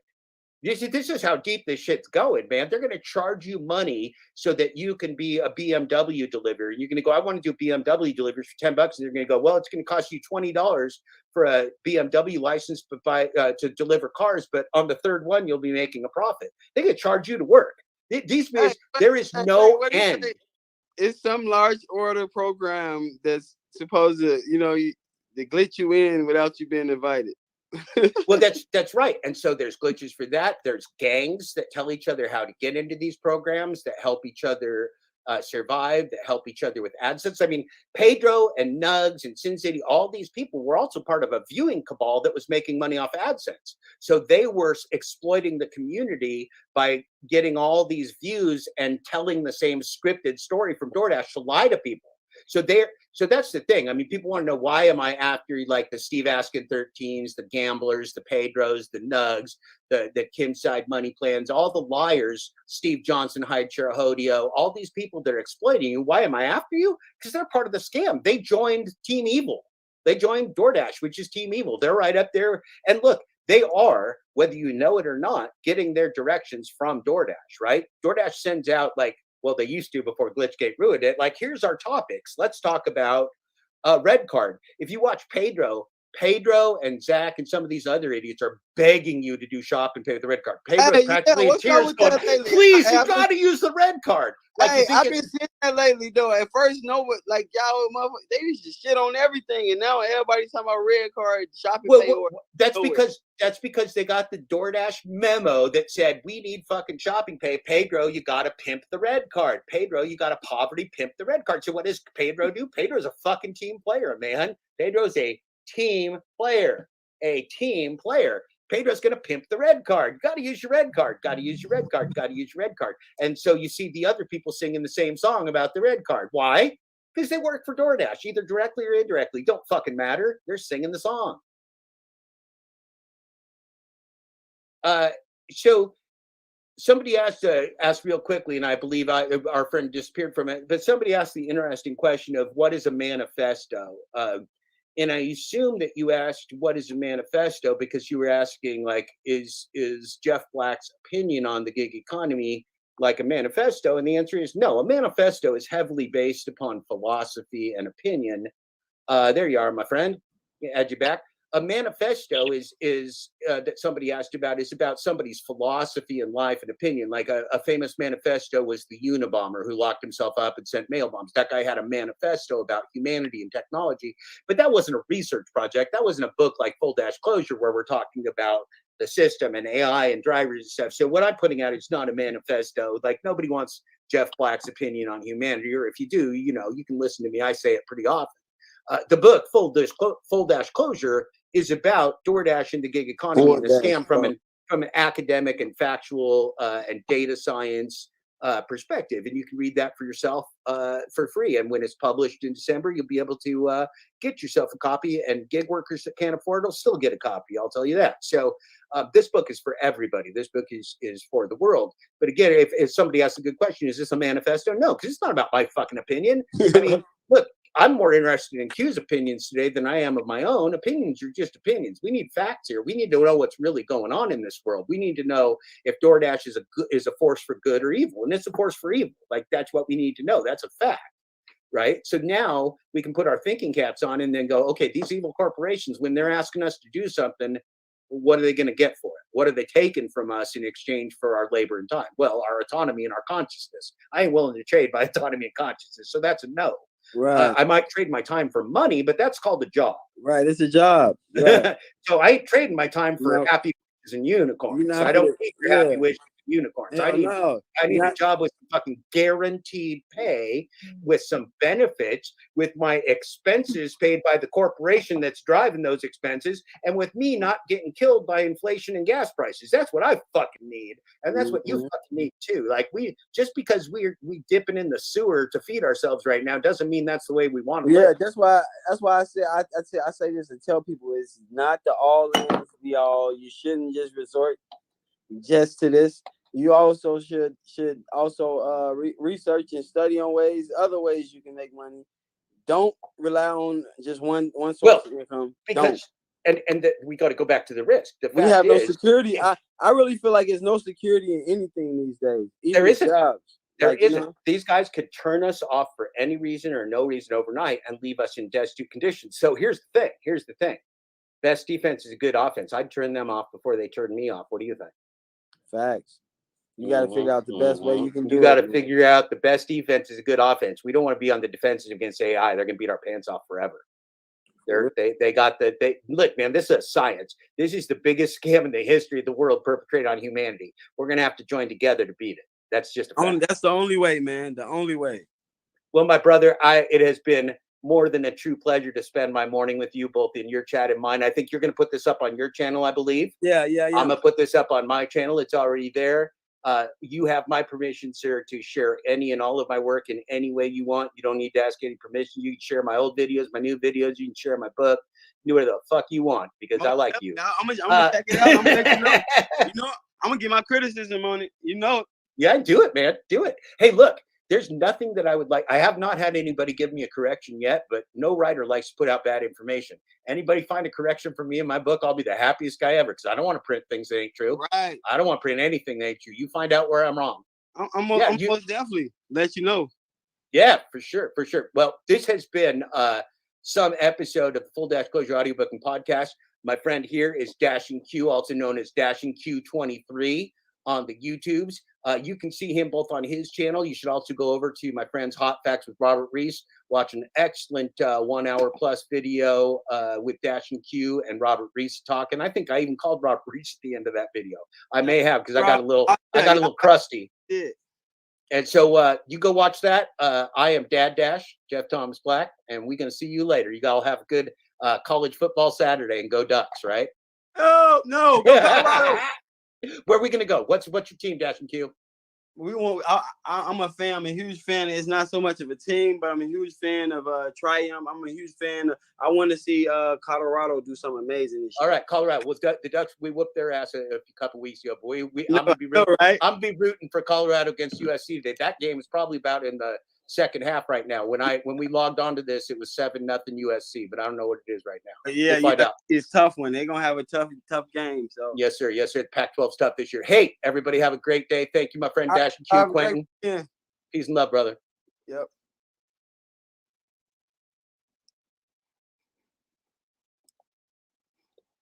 Well, how about that? That was pretty cool.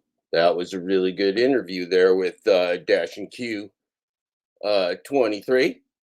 He's a very nice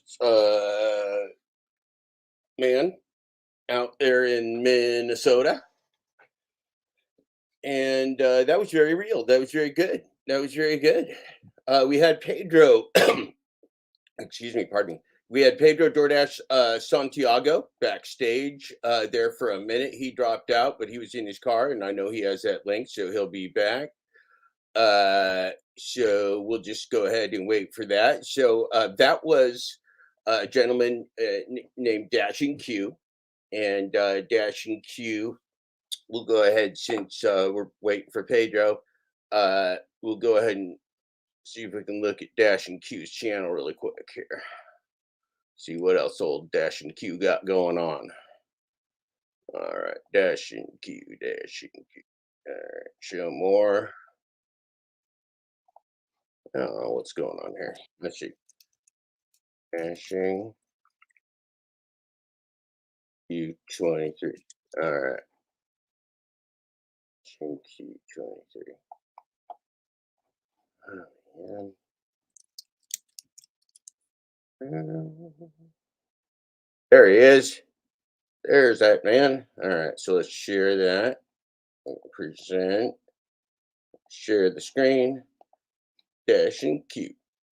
There's our man, Dashing Q. He is live. Is he live right now? It's some big shit. Whoa. Hi. Hey. So they had the American 40 acres and the mule. Shit, we work our ass off and still don't have 40 acres and a mule. Shit, that 40 acres we stay on, that's somebody you renting from, and the mule, that's just the neighborhood. It ain't worth nothing. It ain't producing no work. It ain't hauling crops. It ain't doing nothing for you. Your interview. You know what I'm saying? Ooh, that's fun. Great morning, you grinding. I am grinding. Yes, this is what I do to grind. This is my grind. This is my grind. I'm grinding. I'm grinding. Started my live. I gotta take the interview and post it on my page. I've been so damn. I've been like literally scrapping time, and just barely by the hair of my chin, completing editing videos just by the. So I literally just barely been doing, like, the videos ain't even been uploading. They take hours to upload, and I'm trying to dash too, so I run out and dash, and it still ain't upload. But I'm gonna get it. Hopefully, I make this little money real quick, and I can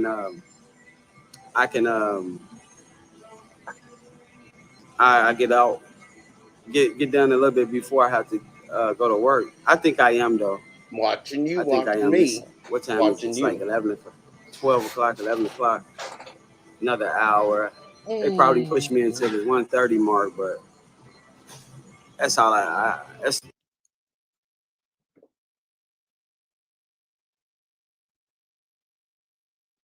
I can take that video down in like 5 minutes and post it. Hey, faux player. Yeah, Fo was just telling me you live and you was running the interview. I'm like, damn.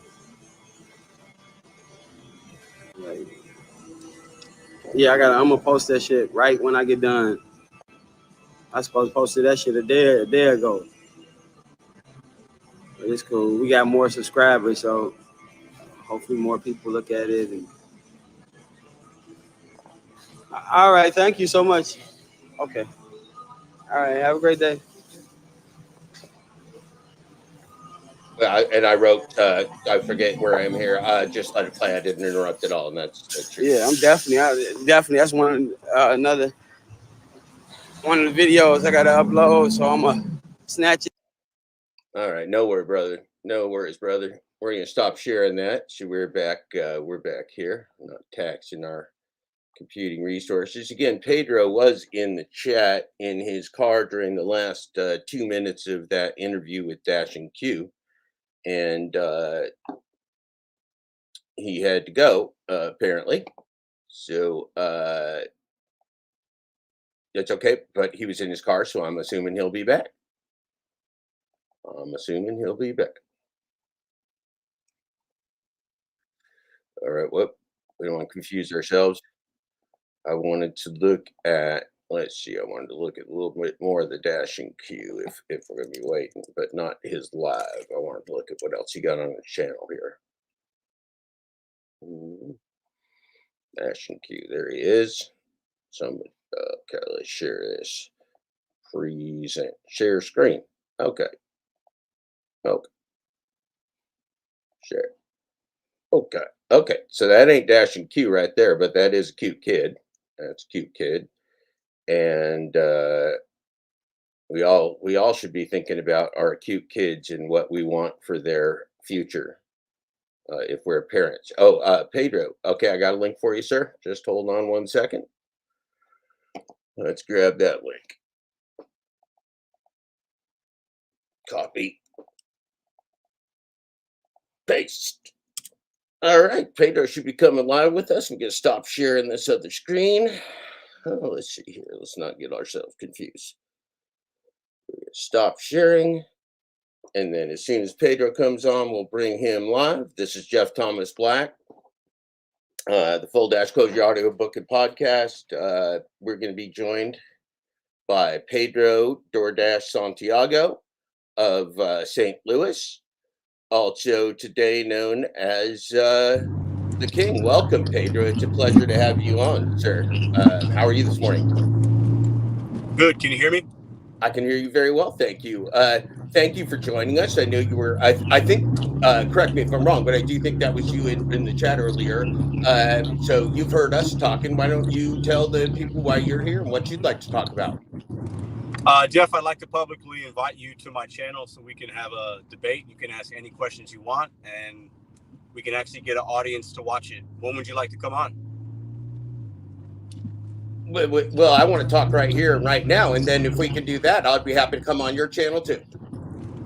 Nah, I'd rather do it on mine. I'd like to. Yeah, that's not going to happen though, friends. See, we're right here, right now. So if we're going to talk equally, and then we can go over to your channel and we can talk equally too. Right. The issue is I'm working today, so I'd like to give you full attention and do it on a Sunday show. People give them something to look forward to. And sit down in a chair versus doing it in a car. So the only reason I clicked the link is because I wanted to come on and publicly. Yeah, I'm not coming on. Pedro, I already told you I'm not coming on your show. We can go on a neutral channel. If you want to go on, let's say, what channel could we go on? We could go on, I don't know. We could go on Robert Reese's channel if you want. We could go on somebody else's channel. So I would like to go on a channel where people actually can watch and hear the message you have and I have. Well, that's what we're doing. That's what we're doing right now. Of course we can, Pedro. The problem with your channel is you use the mute button on people, sir. And I would not do that to you, and you will do that to me if I come on your show. I know you will. I only use the mute button when people are being loud and disrespectful. I imagine you could come on and have a civilized conversation. So well, sir, your idea of loud and disrespectful may be different than my idea of loud and disrespectful. So right. Well, I respectfully say no mute buttons may apply. This is the olive branch. I came on your show. No, sir. No, sir. Before we discuss terms. If you want to discuss terms, if you want to bag out of discussing terms, of course there's terms. I'm not going to come on to your show where you have the mute button, Pedro. Come on now. You're smarter than that. So it's two men having a conversation, and I'm ready to with or without a mute, or without a mute button, Pedro. No mute button. Now, if you come on and you're like. So if I come on the show with you, it's you and me only, and you will never touch a mute button, and you will never edit or touch anything. It's you and me talking. We will not talk over each other. We will take turns, but there will be no mute buttons, and you will not control or manipulate the video in any way. Is that what you're saying? I will not use the mute button. I will not edit, but I will say this: I can end the live stream at any time if you're cussing and being crazy. Because I don't really do that on my lives on Sunday, right? So if you're using a lot of profanity, Pedro, I'm not interested in the cussing and saying anything that might violate YouTube. Okay. Yeah. Service. So the only way I would mute is if you're violating the terms. No, but that's not because I wouldn't be on your show if you were doing that. So that's agreed upon conditions. Now so let's do it. Let's restate this because what it seems like you're inviting me to do. Yeah. Well, I just want to restate it, Pedro, so we know what we're talking about. It's real simple. I'm going to drop this off. You could come on the show. I won't use the mute button. I will end the live stream if you're starting to be crazy, right? I've seen you do that. No. Hold on a second. No, Pedro. You're bullshitting people with your cult psychology. Fuck you. Listen to this. Here we go. I will mute you if you start being crazy. Don't fucking drop little fucking cult bullshit like I'm going to be. If you come on my show and you start being crazy, no, you came on my show and started pointing your finger at people, you big fucking idiot. See, this is why I don't trust you, Pedro, because you're dropping your little cult psychology bullshit, and I ain't stupid enough to fall for it. For fuck's sake, Pedro, you just were dishonest on my show. You're dishonest on my show. I told you I wouldn't do anything that was against the YouTube terms of service, and your reply was, when was the last time you beat your girlfriend? That was your reply. Well, but as long as you know that if you get crazy, if you start doing X, Y, and Z, I'm going to meet you. Fuck you, Pedro. You don't get to put conditions calling somebody out and asking them when was the last time they beat their wife. That's some fucking bullshit, man. See, Pedro, you're a manipulative little piece of shit, man. You came on my show and you disrespected me. You disrespected me by attempting to say that I was crazy because I wanted conditions to talk to you. And then you tried to flip that around. Instead of saying muting, you tried to flip that around and tell people that you were going to protect your audience from me being crazy. No, Pedro. No, Pedro. I am not that stupid. I'm sorry, Pedro. It's not my job to be as stupid as you are. That was fucking really dumb, Pedro. Come back on here and figure this out, man. That was fucking stupid, man. I waited for that. I shaved for that. Are you fucking kidding me? Somebody give me a 12 or a 3 in the chat if that was fucking stupid. Somebody give me a 7 or a 5 in the chat if that was fucking dumb. Can somebody give me a 4 or a 3 in the chat if they just had a Pedro Depends DoorDash Poopy Pants Santiago moment when Pedro tried to fucking do the reverse flipperoonie Pedro bullshit on me? That was fucking stupid, man. Pedro, you've been dealing with stupid people too long, man. What the fuck was that? Oh, man, that was great, Pedro. That was the dumbest thing I've seen in a long time. That was the dumbest fucking thing. Can we play that back? How do I play that back? Can I play myself back? Can I be in an infinite loop with Pedro being... Pedro, you just fucking come on here. Come on here and be accountable for what you just tried to say. You just tried to paint me. I was completely and totally respectful to you. And you came on here and said that you multiple times that somehow I was going to come on your live stream and you were going to have to censor me because of either my inability to control myself or my mental state. That's some bullshit, Pedro. That's some class A bullshit, cult psychology, dumbass bullshit, brother. That is some bullshit. Come on here, Pedro. Come on here, Pedro. Come on here, Pedro. Pedro.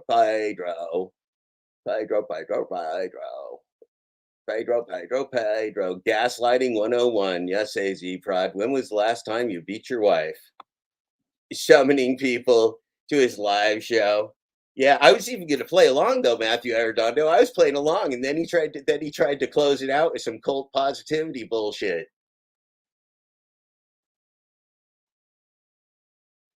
Yeah, no, Pedro was on with me right now, but Pedro don't want to talk now. Pedro wants to smear me on my live and then pretend that he's going to have me on in some fair manner between now and then. Well, he asked me if when was the last time I beat my girlfriend on the live.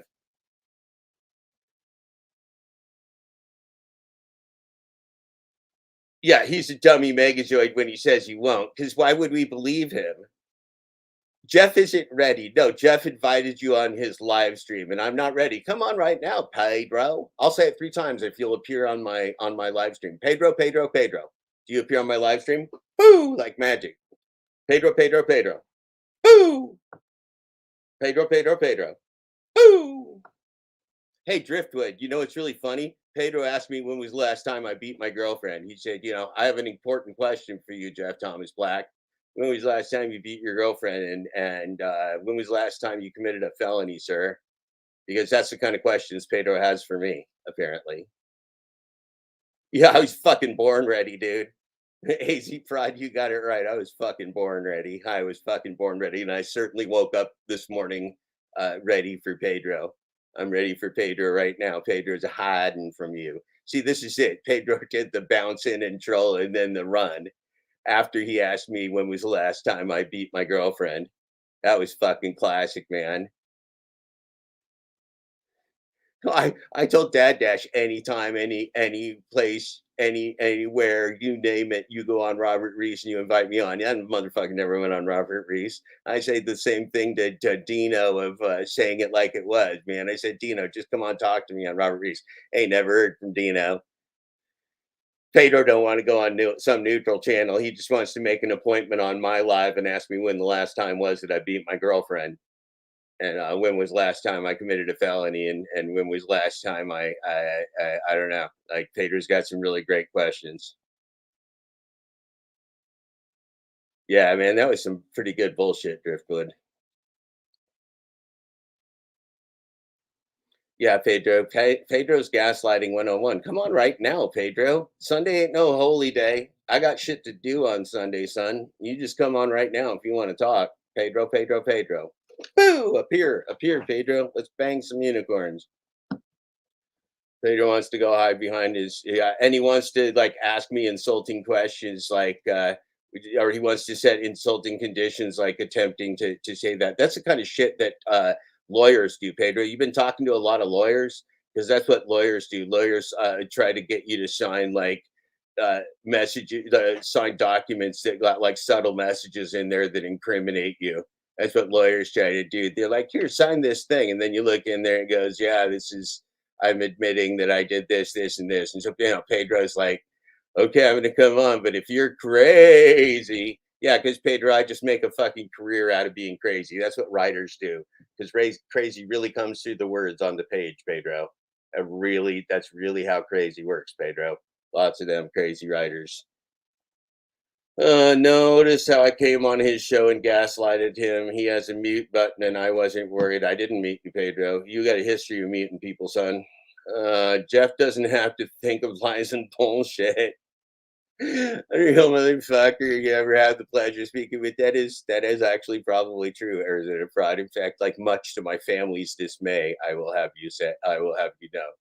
There are many people that wish that I used my freedom of speech in different ways than I do, but what are we going to do? I mean, you can get your patented, your copyrighted "I Hate Jeff Thomas" black T-shirt. You can, that's going on sale soon, undoubtedly. I hate Jeff Thomas black. What's Pedro had to say? So he cusses me out on his show. What a great no, Pedro. I was pretty fucking nice to you, man. I just cussed you out after you asked me if I was a pig fucker, and I said no, hey Pedro, I'm not a pig fucker. And then you asked me if I was a pig fucker again, and I said no, Pedro, I ain't no pig fucker. That's what you doing, son. Jeffrey, weak man, blah blah blah. Pedro, you're boring. Devil doesn't want to go into the church. Nope, Pedro don't want to come on here. You don't want to come on here. No mute button right now. I didn't mute Pedro for shit, did I, Matthew Arredondo? No, sir, I did not. I did not mute the man, and I would not mute the man. But when he started asking me if I was a pig fucker, that was kind of the deal breaker for me. That's a Jeff Black negotiation deal breaker. Dude, Pedro, can I just tell you that not only have I studied cult psychology, but I also studied negotiations in one of the top business schools on the planet. You ain't going to be slipping shit like that past me on the conditions. Like, okay, we're going to meet as long as you don't show up being a pig fucker. You don't get to put conditions about me being a pig fucker in your talk there. That's pretty fucking stupid, Pedro. Better a weak man than a wicked man. Well, yeah, I suppose. I wouldn't be weak or wicked, but whatever. If you come up, talk now. Don't try to reschedule it. Yeah, Driftwood. Yeah, reschedule it on it for what? What is today? Monday. He want to reschedule it for Sunday so he can misrepresent me until then. Ask how many farm animals I fucked this week or something. Pedro, you're an idiot. Listen. Okay, Pedro. I'm sorry. I just called you an idiot. Here's the answer, Pedro. You twice insinuated through your silliness and your little, and you make, if you don't even realize you did this, it's even worse, Pedro, but you twice insinuated that I would come onto your show and be inappropriate in any way, shape, or form, when you know for a fact, if you've ever watched my work, that I am anti-hate speech in all conditions, and that I adhere to the rules and the conditions of YouTube. So you would know that's not an issue if you had ever viewed or listened to any of my content, even if I sometimes use profanity, which I've heard you do also many times, sir, and which is common in this YouTube space. So for you, Pedro, to come on and start dropping things like "don't come on and act crazy," well, that's what I would call you coming on my show and acting crazy, because you don't go into somebody's show and put down crazy conditions unless you're calling them crazy. That's the backhanded compliment there, Pedro, that you're doing. You calling me crazy and you're saying don't come on my show and be you, which is crazy. So see, Pedro, if you don't realize you're doing that, then you're even more full of bullshit than I know you are already. Only weak men with loud, narcissistic, insecure assholes like you. Yeah, well, that's I think many people share that opinion. Yes, yes, sir. You can't beat women. That is true. Don't do it. When the book comes out, when is the book coming out? That'll probably be in December, Pedro. Thank you for asking. Player and shout. Yeah, yeah, yeah. Well, there's everybody seeing through the Pedro's bullshit these days. You're too woke, bro. If you quit DoorDash, we do rideshare and Uber Lyft. Well, yeah. 6 days. Yeah, no, we ain't doing 6 days from now. We ain't doing 6 days from now. Well, and of course, Pedro already blew the terms and conditions test by violating uh, any of the tenets of fair debate. You don't do those kinds of things in fair debate. And Pedro, once again, showed us he has no intention of fair debate, or he'd be here right now. See, I thought he was coming on. I thought he was coming on to actually talk to us and have a substantive conversation. And I was telling everybody, hey, let's be respectful. Let's get the most out of this. And what Pedro did was come on and call me crazy. That's what Pedro did. So thank you, Pedro. Pedro, have I been writing my book for 20 years? Because I heard you say that. And then I heard you say the book doesn't exist. Then I know that you never watched or listened to any of my work. So you got quite the informed opinion there, Pedro. All right. Jeff, do you speak the truth against DoorDash and these companies, but all the name calling? Well, no, yeah, the name calling is to draw out people like the Pedros, DoorDash, Rick. That's right. I mean, so this is a tactic, right? You got to draw out the people like the Pedros, because the people like Pedros won't stop lying to you. So yeah, you're right. Yeah, I mean, I'm angry too, because what Pedro and Steve Askin 13 and some of these other people have done are very awful things to the world and the community, and I'm not happy with them for doing that. And I also take umbrage to their targeting me and targeting other people for telling the truth, which is what Pedro does. Pedro targets people that tell the truth. He always has, and he always will, I assume, because he didn't stop today. I mean, I gave him the opportunity to come up onto my show. I even introduced him respectfully and muted myself and gave him the mic. And what did he do? He disrespected me. I introduced him and I said, "Sir, why are you here? What do you want to say?" And he took the opportunity to advertise his own show, advertise me coming on his show, and then insult me. So that's a no-go. That's it. That's bad faith, is what you call that. That's bad faith from Pedro. Jeff, no, I ain't no bug eater. Sorry, Pedro wants a whole bunch of bug eaters and Kool-Aid drinkers. Let's see. Pedro, you did exactly ask me that, and if you don't admit it, you're just doing more gaslighting. You twice. We'll go back and watch that, Pedro. We'll go back and watch that. You can go back and watch that too. We'll go back and watch you doing that. Let's hold on 1 second. Let's see if we can get ourselves in a time loop. This is gonna be freaking weird. This is we're gonna watch us watching you watching us, watching me, watching us, watching Pedro, watching us. All right, here we go.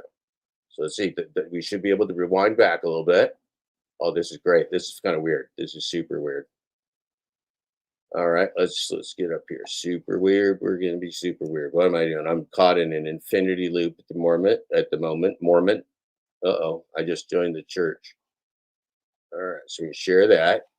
Let's see, we can unmute. Dealing with stupid people too long, man. What the fuck was that? Oh man, not edit, but I will say this: I can end the live stream at any time if you're cussing and being crazy, because I don't really do that on my lives on Sunday, right? So if you're using a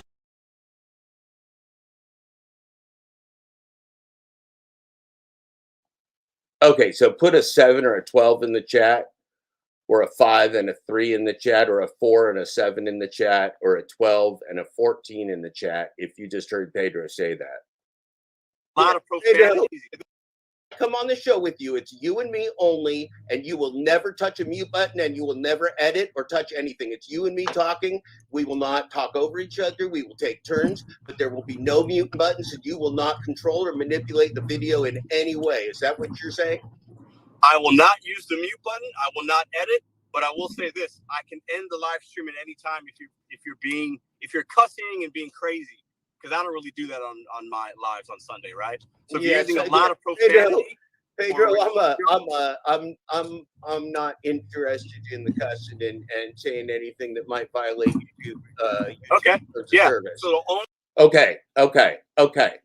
So do you just hear Pedro ignore me, ignore my facial expressions, ignore all the human signs that he was insulting me by asking this question, right? Okay. And then I said, no, that's not going to happen, Pedro. That's not who I am. And then now let's listen to the Pedro again. Only way I would mute is if you're violating the terms. No, but that's not, because I wouldn't be on your show if you were doing that. So see, I got my own standards. I wouldn't be on his show if I was doing that. But let's listen to the Pedro. Pedro ain't done with us yet. So yeah. That's agreed upon conditions. Now so let's do it. Let's restate this because what it seems like you're inviting me to do. Yeah. Well, I just want to restate it, Pedro, so we know what we're talking about. Now, Pedro ain't going to let me talk and just say my piece and say that what's going to happen. He's got to say it himself. It's real simple. I'm going to drop this off. You could come on the show. I won't use the mute button. I will end the live stream if you're starting to be crazy, right? So I've seen you do that. No. Okay, Pedro, you just called me crazy again, you dumb motherfucker. What part of this do you not understand? What part of this do you not understand, Pedro? What part of this do you not understand? Hold on. No, Pedro. You're inviting me to do. Yeah. Well, I just want to restate it, Pedro, so we know what we're talking about. It's real simple. I'm going to drop this off. You could come on the show. I won't use the mute button. I will end the live stream. Say it again, you slimy motherfucker. Right? I've seen you do that. No. Hold on. No, Pedro. You're bullshitting people with your cult psychology. Fuck you. Listen to this. I will mute you if you start being crazy. Don't fucking drop little fucking cult bullshit. Like I'm going to be, if you come on my show and you start being crazy, no, you came on my show and started pointing your finger at people, you big fucking idiot. See, this is why I don't trust you, Pedro, because you're dropping your little cult psychology bullshit, and I ain't stupid enough to fall for it. For fuck's sake, Pedro, you just were dishonest on my show. You're dishonest on my show. I told you I wouldn't do anything that was against the YouTube terms of service. And your reply was, when was the last time you beat your girlfriend? That was your reply. Well, but as long as you and started pointing your finger. All right. I think we proved our case right there. But let's do it again because I liked it. Disrespectful may be different. Let's watch the whole thing again. We gotta so that ain't Dashing Q right there, but that is on one side. And I'm not going to interrupt. We're going to just let the words speak for themselves. Then as soon as Pedro comes on, we'll bring him live. This is Jeff Thomas Black, the full Dashclosure audiobook and podcast. We're going to be joined by Pedro DoorDash Santiago of St. Louis, also today known as the King. Welcome, Pedro. It's a pleasure to have you on, sir. How are you this morning? Good. Can you hear me? I can hear you very well. Thank you. Thank you for joining us. I know you were, I think, correct me if I'm wrong, but I do think that was you in the chat earlier. So you've heard us talking. Why don't you tell the people why you're here and what you'd like to talk about?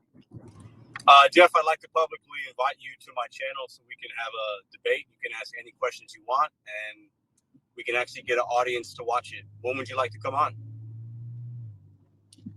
Well, I want to talk right here and right now, and then if we can do that, I'd be happy to come on your channel too. Nah, I'd rather do it on mine. I'd like to. Yeah, that's not going to happen though, friends. See, we're right here, right now. So if we're going to talk, equally, and then we can go over to your channel and we can talk equally too. Right. The issue is I'm working today, so I'd like to give you full attention and do it on a Sunday show. People give them something to look forward to, and sit down in a chair versus doing it in a car. So the only reason I clicked the link is because I wanted to come on and publicly. Yeah, I'm not coming on. Pedro, I already told you I'm not coming on your show. We can go on a neutral channel if you want to go on. Let's say, what channel could we go on? We could go on. I don't know. We could go on Robert Reese's channel if you want. We could go on somebody else's channel. So I would like to go on a channel where people actually can watch and hear the message you have and I have. Well, that's what we're doing. That's what we're doing. That's what we're doing right now. Of course we can, Pedro. The problem with your channel is you use the mute button on people, sir. And I would not do that to you, and you will do that to me if I come on your show. I know you will. I only use the mute button when people are being loud and disrespectful. I imagine you could come on and have a civilized conversation. So well, sir, your idea of loud and disrespectful may be different than my idea of loud and disrespectful. So right. Well, I respectfully say no mute buttons may apply. This is the olive branch. I came on your show. No, sir. No, sir. Before. We discuss terms if you want to discuss terms. If you want to bag out of discussing terms, of course there's terms. I'm not going to come on to your show where you have the mute button, Pedro. Come on now. You're smarter than that. So it's two men having a conversation. And I'm ready to with or without a mute. With or without a mute button, Pedro. Nope, no mute button. Now if you come on and you're like, so if I come on the show with you, it's you and me only, and you will never touch a mute button, and you will never edit or touch anything. It's you and me talking. We will not talk over each other. We will take turns, but there will be no mute buttons, and you will not control or manipulate the video in any way. Is that what you're saying? I will not use the mute button. I will not edit, but I will say this: I can end the live stream at any time if you're cussing and being crazy. Because I don't really do that on my lives on Sunday, right? So if you're using a lot of profanity, Pedro, I'm not interested in the cussing and saying anything that might violate YouTube. Okay. Yeah. Service. So the only way I would mute is if you're violating the term. No, but that's not because I wouldn't be on your show if you were doing that. So that's agreed upon conditions. Now so let's do it. Let's restate this because what it seems like you're inviting me to do. Yeah. Well, I just want to restate it, Pedro, so we know what we're talking about. It's real simple. I'm going to drop this off. You could come on the show. I won't use the mute button. I will end the live stream if you're starting to be crazy, right? I've seen you do that. No. Hold on. No, Pedro. You're bullshitting people with your cult psychology. Fuck you. Listen to this. Here we go. I will mute you if you start being crazy. Don't fucking drop little fucking cult bullshit. Like I'm going to be, if you come on my show and you start being crazy, no, you came on my show and started pointing your finger at people, you big fucking idiot.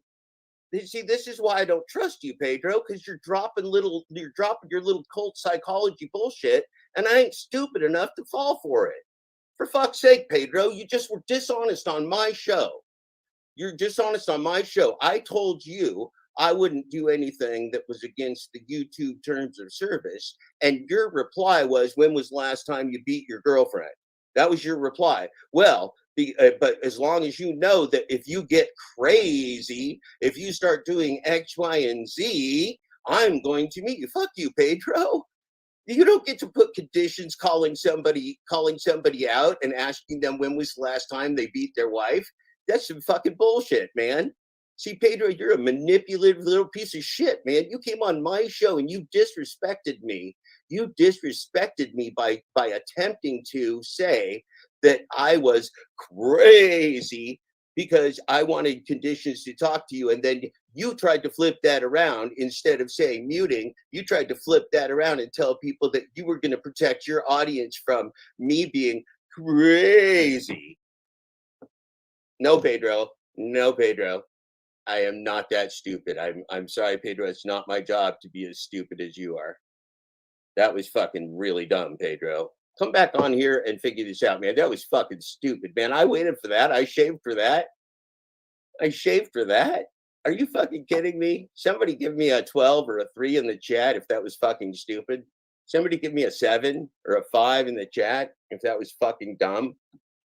Can somebody give me a 4 or a 3 in the chat if they just had a Pedro Depends DoorDash Poopy Pants Santiago moment when Pedro tried to fucking do the reverse flipperoonie Pedro bullshit on me? That was fucking stupid, man. Pedro, you've been dealing with stupid people too long, man. What the fuck was that? Oh, man, that was great, Pedro. That was the dumbest thing I've seen in a long time. That was the dumbest fucking thing. Can we play that back? How do I play that back? Can I play myself back? Can I be in an infinite loop with Pedro being...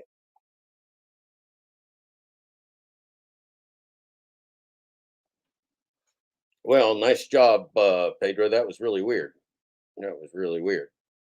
My ancestors would be ashamed. Pedro knows. Oh, that's so Pedro, that's probably a racist comment. I'm just saying, not to scare you or anything, but that's pretty dumb, Pedro.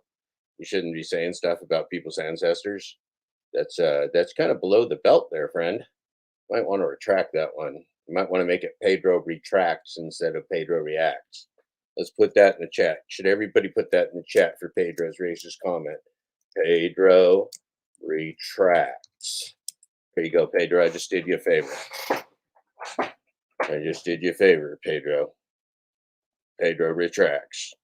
Pedro, will you please delete your own comment there? I'm not going to delete it for you, but will you please delete that for yourself? If you don't delete it, I'm just going to put it here in the chat until you don't delete it, Pedro, because that's a shameful comment.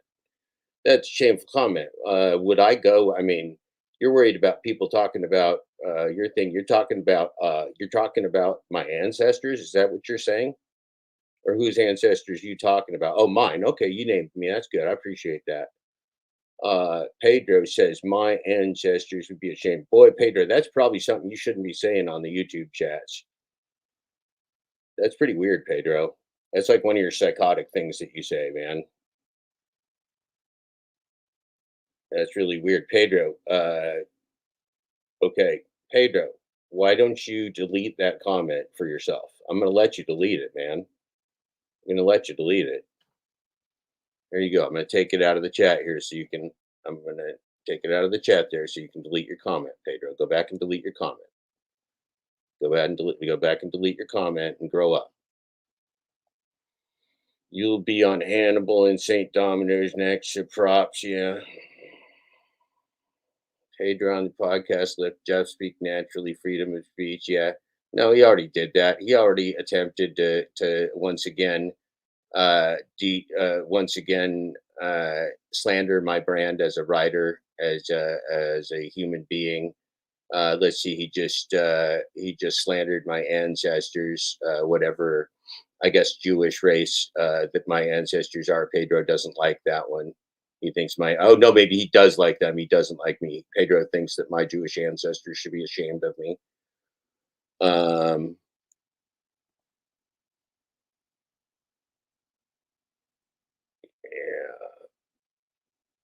Yeah, Pedro's acting pretty badly today. Thank you for the nice words, Matthew Arredondo. There is no book, false writer. Okay, this is more of Pedro's honest feedback. This is, guess what Pedro would promise to us if we okay, Pedro says he didn't know I was Jewish. He just hates my ancestors regardless of who they are. That's great. Doesn't matter if Pedro just hates my ancestors regardless of who they are, because Pedro's playing a psycho today. Okay, thanks, Pedro. There is no book, false writer. Okay. Pedro, let's how much, you're a gambling man, Pedro. How much would you like to gamble that there's no book? Why don't you just put a number in the chat and we'll just see if there's a book or not, Pedro. No, they would be ashamed. All right, Pedro, you put the number in the chat. You prove to people that there's no book. You prove to people there's no book. You put the number in the chat that you're going to give me when the book comes out. You're going to give me $1 million? Pedro, Pedro's going to give me $1 million when the book comes out. Okay. I think you all heard it here. Pedro wants to give me $1 million when Full Dashclosure is released. All right. Well, so then you got yourself a deal. I'll give you I'll give you, let's say, I'll give you, I don't know, man. I'll give you lots of copies for that millions of dollars.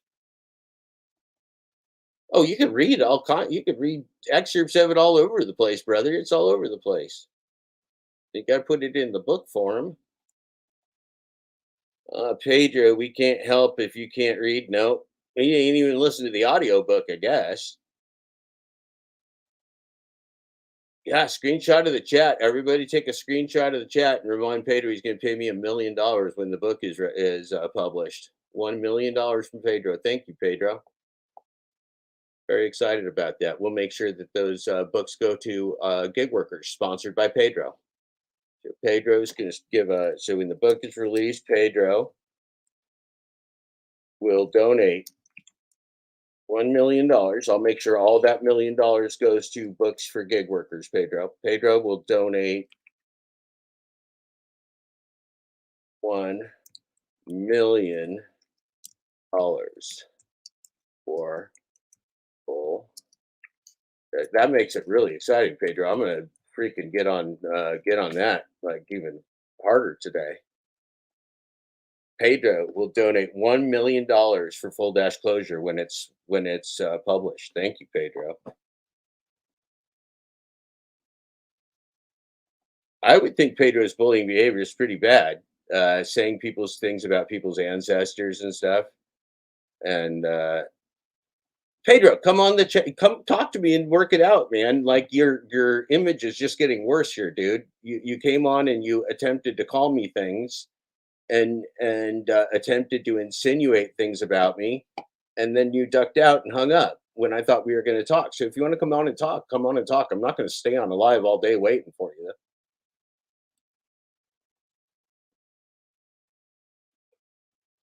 Yeah.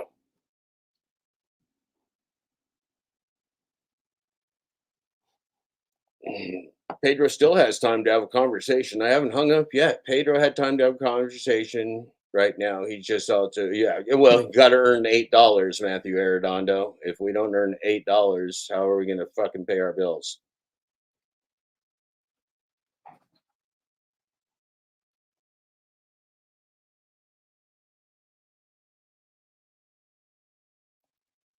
Excuse me. Excuse my cough.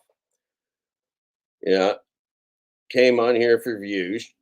Is Pedro making? That was one of the questions I was going to ask Pedro today. Is he remonetized, or what is the process for being monetized? So I played back. I just gave Pedro the floor and let him talk, and he hung up. So, or he didn't want to talk. But I was hoping he'd tell us a whole bunch of stuff today. You were rude when you refused to. No, Chow shows. You don't know how negotiations work. If I came to you, Chow shows, and I said, I'd like you to be on my show, and I asked you this publicly, Chow shows. If I said, I'd like you to be on my show and I won't mute you, Chow shows, that would be one conversation. Now, if I came up to you and said, Chow shows, I'd like, oh, no, let me give you a different one. Okay, let's start. Okay. So, Chow shows, I would like you and your significant other. Let's just imagine. No, I'm going to make up a hypothetical person. Okay. What do we call somebody? John Doe. John Doe, I would like to invite you and your wife on my television show to speak about your marriage. Or that would be like how I would invite, or Pedro on the show. I'd invite Pedro on and say, just come on and let's talk about truth and transparency. And Pedro's, instead of doing that, came on my show and said, I'd like to invite you on my show to talk freely. I do not want, as long as you don't act crazy and talk crazy and be inappropriate. Now, see, the difference between the first one and the second one is that in the second one, Pedro took the opportunity to attempt to tell my audience that he thinks that, or in his experience or whatever else, he's accusing me of being the kind of person that would come on his show and use hate speech or something that violates the terms of service, or act inappropriate or act crazy or whatever, which is pretty fucking insulting. You don't invite people to come on and not act crazy unless you think they're crazy. So that's for Pedro. That's the retelling for you, Pedro, if you can't even understand what you did, which is Always possible. All right. Pedro's real, saying, yeah. Why won't you go on the show? Because he just showed us, Randy Lee, that Pedro's a gaslighter. Pedro ain't going to play by the rules of honest debate. Pedro's going to try and insult people with backhanded statements while they're, yeah, man, you just made my week, Pedro. I mean, sure, I was looking forward to talking to you, man. I wanted to have a real conversation. I didn't know you were going to, play cult psychology bullshit games, Pedro. I mean, I would have invited you to do that anyway, but I mean, I much rather would have had a substantive conversation with you. Yeah, maybe Pedro had music in his store. Yeah, well, you got to get them $8 dashes done. My guess is he's remonetized. Yeah, I got no idea. I honestly, Sinful Toaster, what I know about YouTube monetization would probably fit in on a blank page. I don't know nothing about it. Never looked into it. Don't know nothing about it. I just know that it's a thing. If Pedro, still isn't monetized, then who cares? If he's coming on here, it promotes his channel. But if you go on his, then it's promoting his channel. Pedro declined the neutral platform. That is true. Yep. All those things happened. Jeff, will you curse at Pedro? No, I didn't curse at Pedro today either, until Pedro started literally insulting me on my own channel and calling me crazy. And then I said, fuck you, Pedro. And then he ran away. Oh, an interview, or he needs a mute button for you. No, I don't cuss people. Now, if this guy once again tries to insinuate that I've got some mental illness that I do not have in order to discredit my work as a writer, I'll probably tell him, fuck you, Pedro, again, because I'm not going to let him do that because it's dishonest. And Pedro's a dishonest person. He just showed us that. Pedro wants to use on his channel. That's the most important thing. I would assume so. Yeah. I mean, he's wanted me to come on his channel and take a shot at me for a long time. But when people did go on his channel, he mutes them. So I've never seen anybody get a fair shake on his channel. Robert Reese went on there and Pedro muted him. Pedro muted, hung up on Torp. Pedro, I mean, I don't watch that much Pedro, but he got a history of muting people. I don't trust that man. The time and effort Darth bet on you is putting into this live is hilarious. Narcissists have no shame. Yeah, well, that's probably true. It is his show. This is the Pedro show. Pedro the Gaslighter. That is true. This is. I've told Pedro, real Pedro. I don't know if this is a second account or if this is Pedro DoorDash Santiago. I haven't looked. Maybe somebody can tell me. Jeff, all you do is insult people.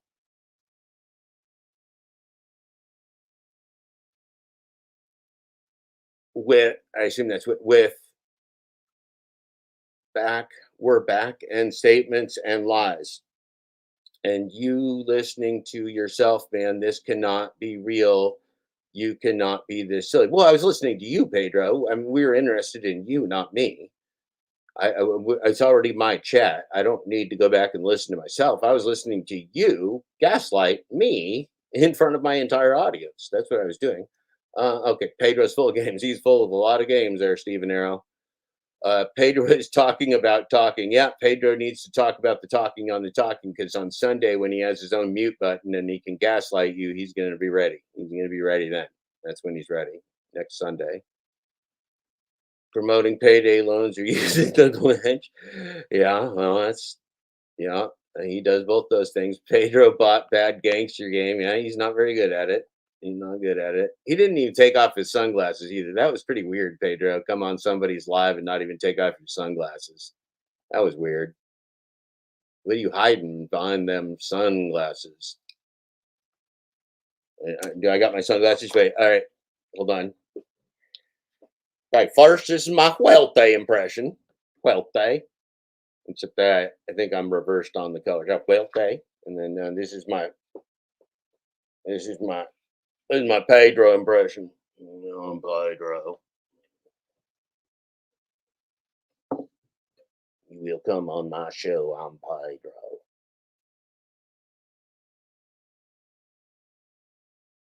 You will come on my show. I will not mute you. When did you last beat your wife? I'm Pedro. That's my impression of Pedro. That's my impression.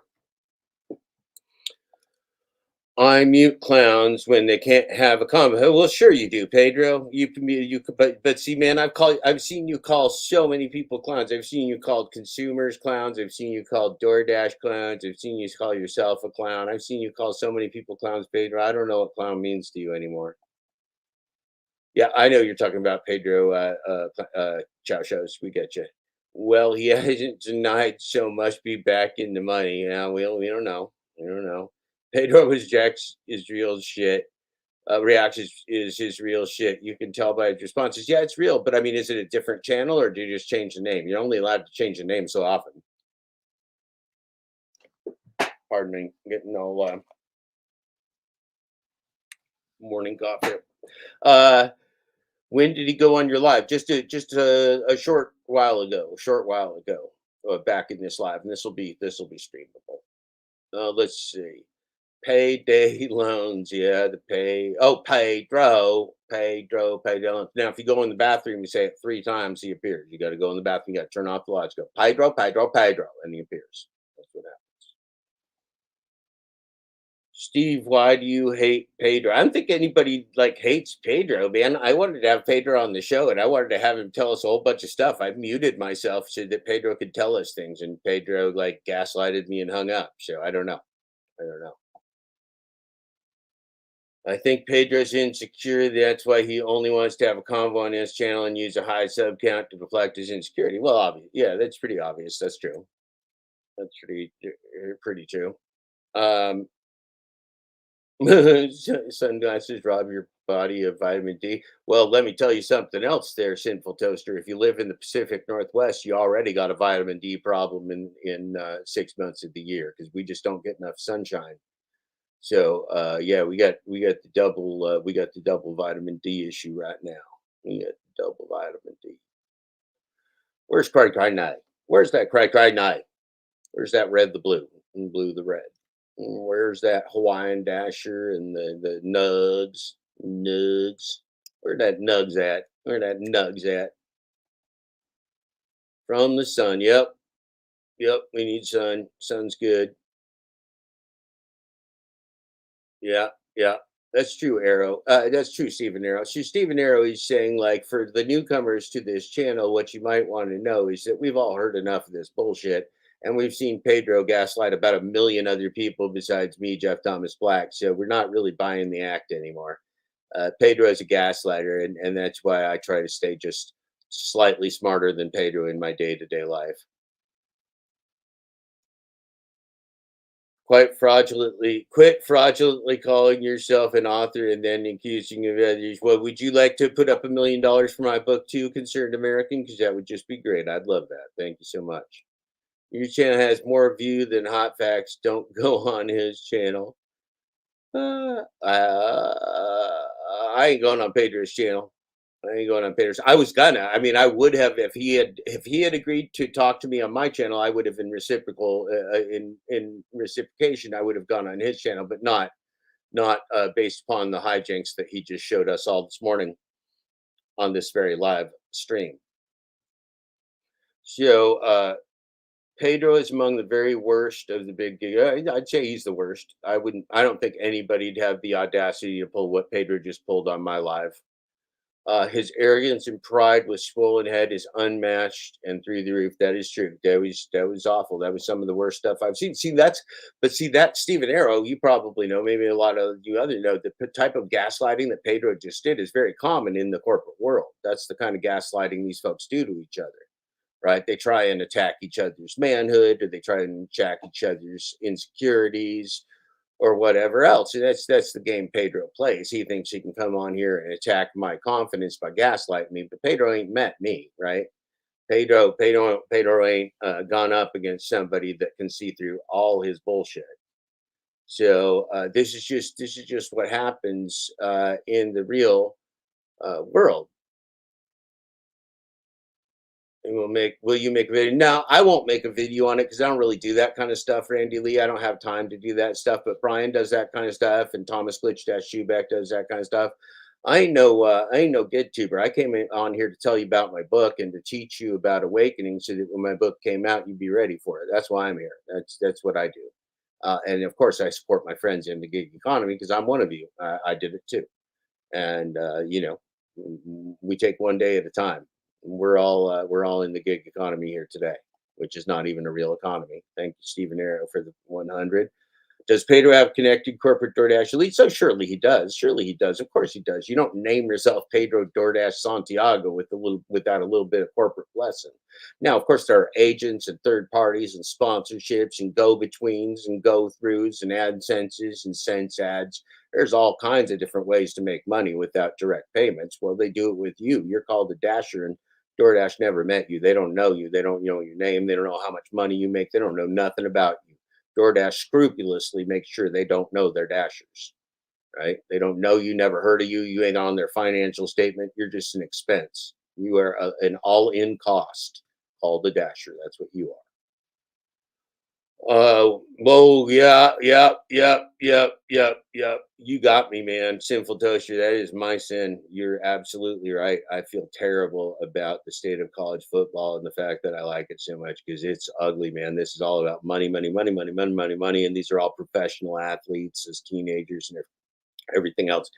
And the idea that we would pay coaches $20 million a year or whatever we pay coaches, and that this, nuclear arms race of wealth is going on is absolutely horrible, Sinful Toaster. And not only that, this is another way of the misdirection of money because when these coaches get these big contracts, or even when they fire coaches and they have to pay off big contracts, they do that with private funds that never hit the university books. So they just, if you have a benefactor billionaire, then you can fire your football coach and just make them go away because your benefactor billionaire will pay off his $40 million contract. I mean, I guess that's a luxury if you're a university, but I mean, is that what we're doing here? Is that what we're supporting here as a people? So thank you, Sinful Toaster, for making me feel sinful this morning, because that is probably one of the things I feel most shame about in my life, that I do still enjoy the college footballs. And I know that in so many ways, it's just a sign of the most toxic elements of our society. Was that a fair assessment? I hope. Pedro thinks he's sick. Well, yeah, man, I've seen so many of these guys in the corporate world, Steve Arrow. They're going to try and give you the backhanded compliment while they pat you on the back. It's just like, nah, fuck you, get away from me. Sorry, Pedro. Not my job to be as dumb as you are. I mean, for crap's sakes, who else does that? Nobody. Use DoorDash in your middle name. Yeah, that's true. Hook 'em horns. All right. Fair enough, Matthew. Little upset at the horn sometimes, but we'll maybe see you in the playoffs. Tax funded college football, yeah, tax funded, but also billionaires and the corporatocracy. But it's all the same thing, because all those taxes, the corporatocracy, the billionaires, the politicians, they're all taking our money. They all stole our money. They're all taking advantage of us. That's a fact, right? Randy Lee, you get to say here, Randy Stephen, will you forgive Pedro for his sins? No, because here's the problem, Randy Lee. I was ready here to have a real conversation with Pedro right in front of this very here community at this very moment, this very right now. And Pedro just gaslighted my whole community. He told people he'd come on, and then he gaslighted us, then he insulted me, and then he pretends like he didn't. That's called gaslighting, Randy Lee. That's why we don't play with the Pedro. We do not play with the Pedro in the Pedro box, because Pedro is a gaslighter. So to interpret what Jeff said, I came to sell you a book because I couldn't make any money. Yeah, no. Look, nobody makes any money selling books. If you're writing a book, it's because you want to write a book. Now, some people might write a book that's so compelling that people around the world want to read it. Yeah, well, then they might sell a few books. And that's probably going to be me. But, why don't you go write a book for 3.5 years? And then you just take all that money you want. Bread and circus, yep. I've made $300 since last week on rideshare. Good for you, Randy Lee. I hope that helps your family. No different than gladiators at the time. Nope, no different at all. No different at all. We're doing some absurd shit to keep people distracted. Because the only real thing we could all do right now is awaken to the present moment and be right here, right now in our lives with our family and everything else. I mean, the way I see it, although I don't watch war news much, but there's a bunch of people out there that just like to drop a nuclear bomb on us and I'll make us go poof. That's pretty freaking crazy to me. I think we should enjoy our life. not go on people's shows and act crazy, right? Right, Pedro? Not if Pedro never stops. Yeah, Pedro never stops gaslighting, right? I mean, Pedro couldn't even just not gaslight us. I thought, holy crap, how lucky is this whole audience in the gig economy that Pedro's going to come on and have an honest conversation. And Pedro declined to come on and have an honest conversation, Stephen Arrow. That's what Pedro did. He continuously doing the fraud act. It's all he knows how to do. It's how he makes his money. I think we have to assume that's true, Stephen Arrow, because we just witnessed what he did. We just witnessed it on this very live stream. I think it's dumb spending 12 hours a day watching GigTube to write a book. Well, yeah, but see, then you wouldn't know how to write a very good book, would you? Because if you think it's dumb to listen to the audience for your book, then you're dumb. Because the most important thing to me is my audience. I'm not looking to fleece my audience. I'm looking to teach my audience. I'm looking to teach you, not fleece you, not make money off you, not sell you with something. If you read my book someday for any price or no price at all, that'll just be fine. But see, you're all confused about how somebody might make money writing a book. That's not a money-making proposition unless you do some pretty special things in this world.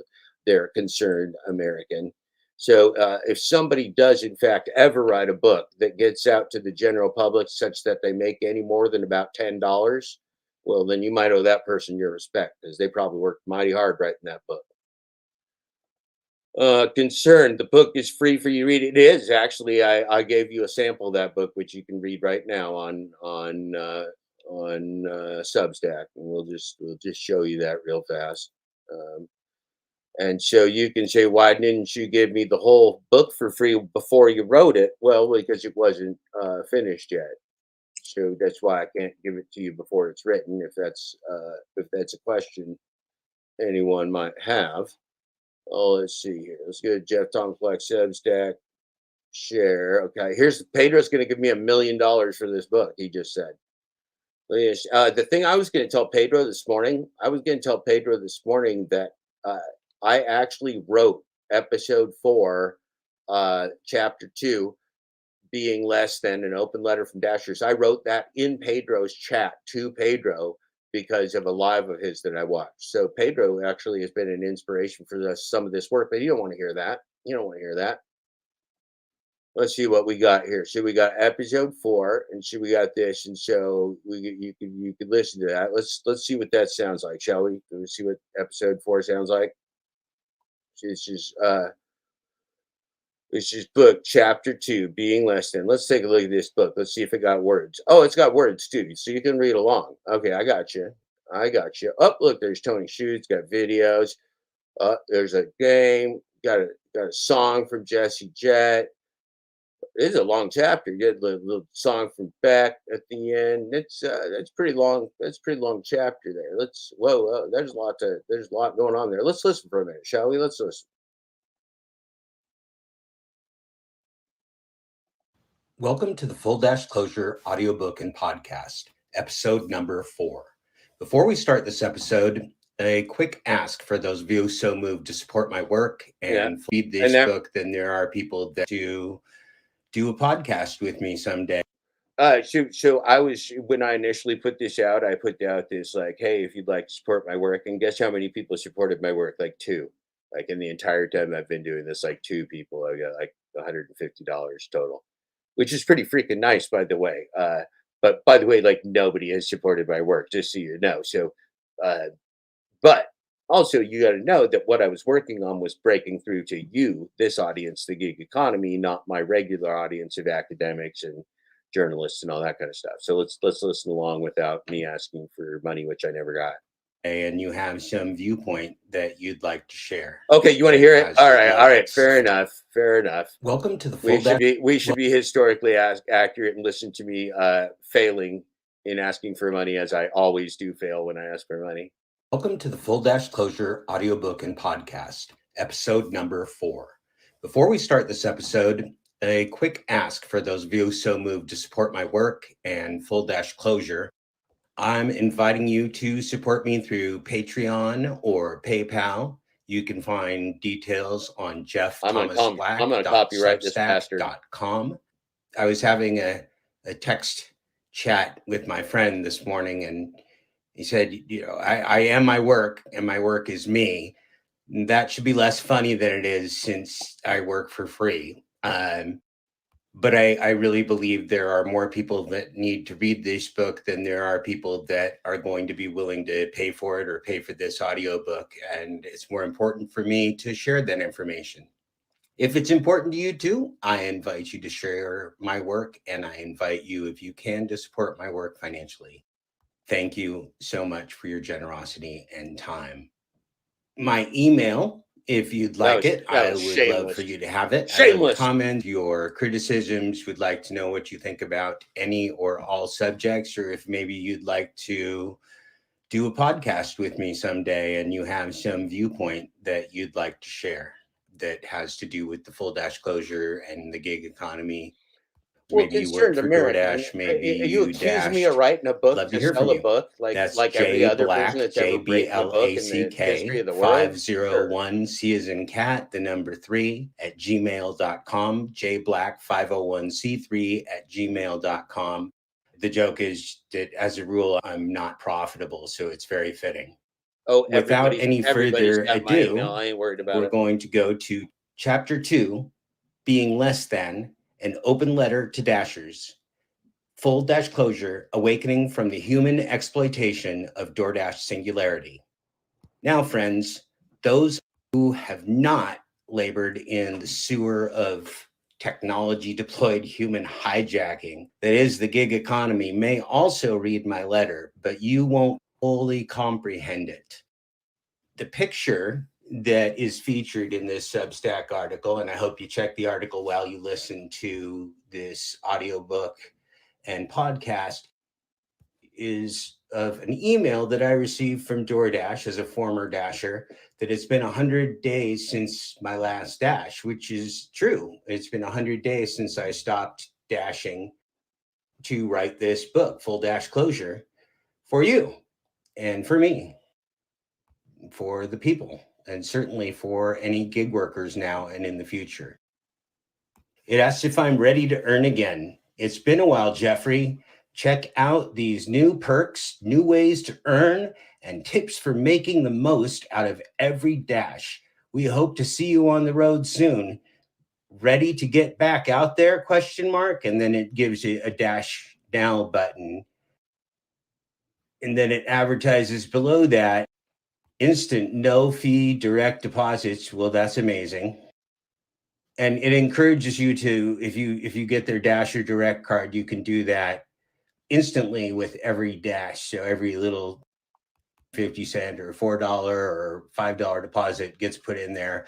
I think it's another way, or I know it's another way to keep anyone from adding up effectively what they're actually earning for their time. And certainly it doesn't do anything to explore expenses. Suffice to say, I'm not enticed by their offer. An open letter to Dashers from Jeff Thomas Black, December 1st, 2022. Dear fellow Dashers and gig economy laborers, it's been 100 days since your last dash, read the email. It's been a while, Jeffrey. Not long enough. Ready to earn again? It offered. Nope. Never again will I dash. I'm not in a financial position to enjoy gambling, and I don't play losing games. I quit. I'd rather hunt around this page of Full Dashclosure for Easter eggs. I choose to work in a real world, in this present moment that I can consciously observe and awaken to. I no longer trust black box artificial intelligence. I never did. I was simply desperate. And though educated and experienced, I was also terribly old for the modern employment market, 54, and without income producing options during the pandemic. Desperation is very unpleasant. I know you know. I darkly jested that I was ready to, quote, sell myself into slavery, end quote, for money, and I'll be damned if I didn't make it happen. Choices have interesting and unpredictable results in the real world. Something inside me identifies with the meek, the many, us, the ones that inherit valuable stuff in the end of a very long and winding story. That feeling of being less than while walking amongst the crowd. I've lived on limited income for some time now as a preternaturally non-compliant consciousness. I have virtually no possessions and absolutely no money, but I'm happy and I'm free. Now I get the privilege of corresponding with you, which is a true pleasure. I've watched so many YouTube content creator videos on the gig economy that I feel like I've known many of you for years. You deserve all the credit in the world for making the most of the opportunities you've found, and I honor you in writing this book. I know you're some of the most dedicated and driven workers in our society. You deserve both steady work and honest compensation for that work, paid for a full and specific period of time, no less. Of all my skills, compromise fails me when values and civil rights are at stake. So that's often. Not to say I turn down many suitors for my labor. Even those I want have not wanted me. Their choice, right or wrong. I'm on the outside looking in for so long now, I can't remember what the alternative was like anyway. So I dashed. Desperately, I dashed after finally getting a car sturdy enough for the task. It sucked, without a doubt, but it beat sitting at home waiting for work that would never be offered to me in time to pay my bills, much less my debts. I was never fooled into thinking I had a fair bargain, but I also didn't know I was in a matrix world, a game where I was playing against data science-informed artificial intelligence, exclusively and explicitly created to exploit my unconscious mind, my assets, and my labor. That took me a very long time to learn, as I came up with my own basic rules and rationale as follows. Bullet point number 1. Live in the zone and sit at home until an offer is good enough to make you leave. Never wait for DoorDash. The waiting will waste your time, drive you crazy, and coerce you into bad decisions and mistakes. Bullet point number 2. Run errands and do shopping while quickly declining over 90% of the absurd DoorDash offers that harass me with notifications and waste my time in the multi-step decline operation of my smartphone. Bullet point number 3. Never drive long distances. It's better to just sit still or go for a walk. Bullet point number 4. Don't dash at night. You can't see addresses and it's not worth the hassle and extra time. Stranger danger is the least of the hazards dashers face, statistically and also from my experience. Tripping hazards, pedestrians, animals, faulty staircases, and other cars are all dangerous as hell. Bullet point number 5. When parking, limit any need to use reverse. When you drive for many hours at a time and tens of hours in a week, bad stuff happens. It just does. I rarely had any issues with dings or dents in my decades of driving. As a dasher, I found myself playing bumper cars, cement parking poles, half walls, invisible curbs, other cars, parking garage poles. They all turned savage on me. Don't let them turn on you. I beat the hell out of my car and it took thousands of dollars to pay for the damage. A bad bargain. And finally, bullet point number 6. Every time you move your car, park, get out, get back in, drive, park, deliver, get back in, and drive back to a busy zone, there is a major risk involved. Delivery driving is one of the most dangerous tasks one can do, yet our protections for personal and automobile risks are laughable and functionally useless in the case of a serious incident. No, they don't want to pay your claim. Try to make them. DoorDash lives off your risk. Know it, resent it now, and don't wait for the upcoming holiday season. What good is the November 2022 much publicized, quote, safety update, end quote, from the fake rigged market scheme of DoorDash, which neither employs Dashers nor fairly compensates us with risky, expense-ridden independent gig contracts? File this propaganda under DoorDash will offer you anything but money. Such irrelevant public relations claimed hyped by stranger danger are called corporate whitewashing. Money talks and BS walks. DoorDash's self-serving PR stunts don't have dollar signs attached, so they're meaningless. Without legitimate market-based work that even pays minimum wage after our profit-crushing expenses and the documented high risk of injuries and auto accidents we face in our task, there shouldn't be any gig app labor for DoorDash to exploit. As a result, there won't be any safety concerns for dashers to face.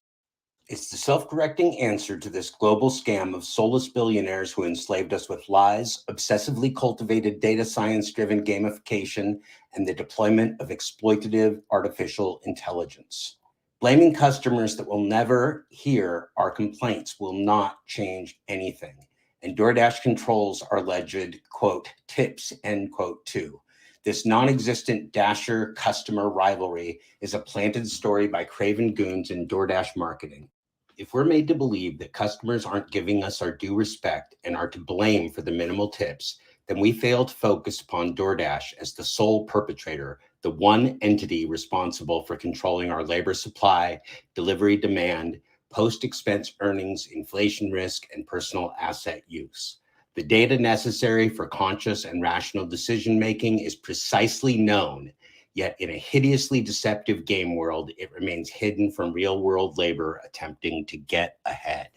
Consumers are worried about their own issues, including grossly overpriced food and merchandise, and not about our perniciously isolated ghost labor, which they rarely even see, much less engage on a conscious level.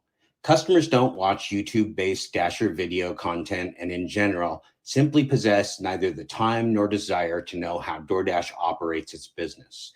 We're merely a part of a convenience service that's already too expensive without promotions, discounts, and incentives. As with Dashers, DoorDash needs customers to become habituated to their platform. Addiction is absolutely key to their insidiously rigged corporate game.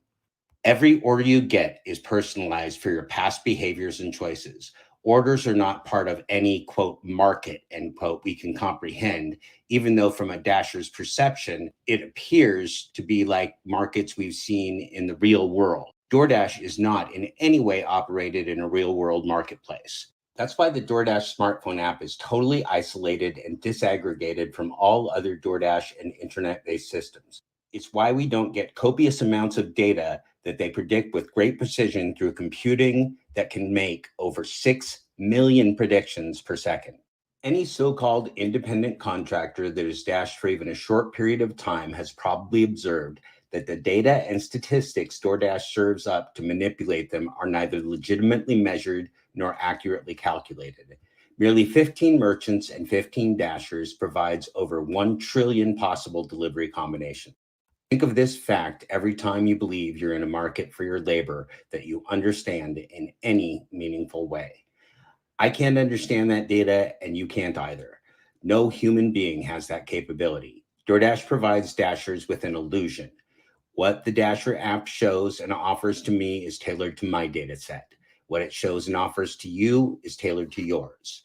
Data scientists even encode preset monetary targets for the gross income a Dasher will make during any given shift of dashing. You will earn what the game dictates you'll earn. You're not operating independently in any way, shape, or form. Any decision you make is prompted, served, and exploited by the game. A Dasher game that can strand you in a parking lot, make you frantically and dangerously busy, or send you one money-losing offer after another to gaslight you into submission, thus coercing you into bad and even money-losing decisions. That's called psychological abuse and slavery. App slavery, the enslaving of humans via a smartphone. But DoorDash is a game, only a game. In the DoorDash Dasher app, nothing means anything. The only rule is there are no rules. These are proven facts, the hiding of which from Dashers makes DoorDash's onerous agreements invalid and likely criminal. DoorDash is a game in which artificial intelligence plays the omnipotent God, substituting silly and fake programs, gamification elements of status, stars, and badges in place of fair compensation and honest business practices. The vacuous claims attached to the gamification elements and meaningless dashboard statistics add another layer of vagary, delivering craftily inferred and unmeasurable future benefits never to be proven as an element in Dasher compensation. Combined with the obfuscation of relevant data, the distractions of gamification are served to us in place of money, a medium of exchange.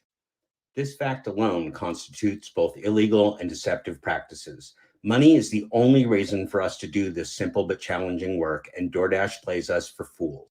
That the fools are Tony Xu, Andy Fang, and Stanley Tang, along with the investors and executives who know well the details of the scam, including DoorDash's literally unreal corporate earnings. Of course, they always, quote, hit their targets, end quote. It's their market and their world. The classic 1983 movie, War Games, depicted a nuclear war-threatened world completely vulnerable to a militarily co-opted artificial intelligence. Just like the movie, the existential threat of DoorDash's AI-run game cannot be defeated by any human player. Watch War Games and know that the singularity is here now, driving the unconscionable exploitation of our labor, using us for a global corporate financial scheme. The only winning move is not to play. Like the cryptocurrency busts of our current news cycle, DoorDash's financial reporting and earnings are simply too good to be true. When something is too good to be true, hide your wallet and run. Dashers must stop being their fools. It's time to get real with ourselves about the app slavery they perpetrate upon us and their accompanying labor laundering, the intentional isolation of our version of the game, our labor, and our income. Quoting from Jesse Jett's song Powerless off the album called The Grift, they'll gladly pay you by the hour for a minute or so. That is a perfect description of DoorDash's payment model. They're manipulative monsters who are lying to the world about what DoorDash does, how they do it, what they pay, how they destroy fleeced local merchants, and literally every other part of their vile business model. The truth may be hard to take, but it's truth nevertheless. I'm writing this for you today and in real time. It's written to you, for you, and from one of you.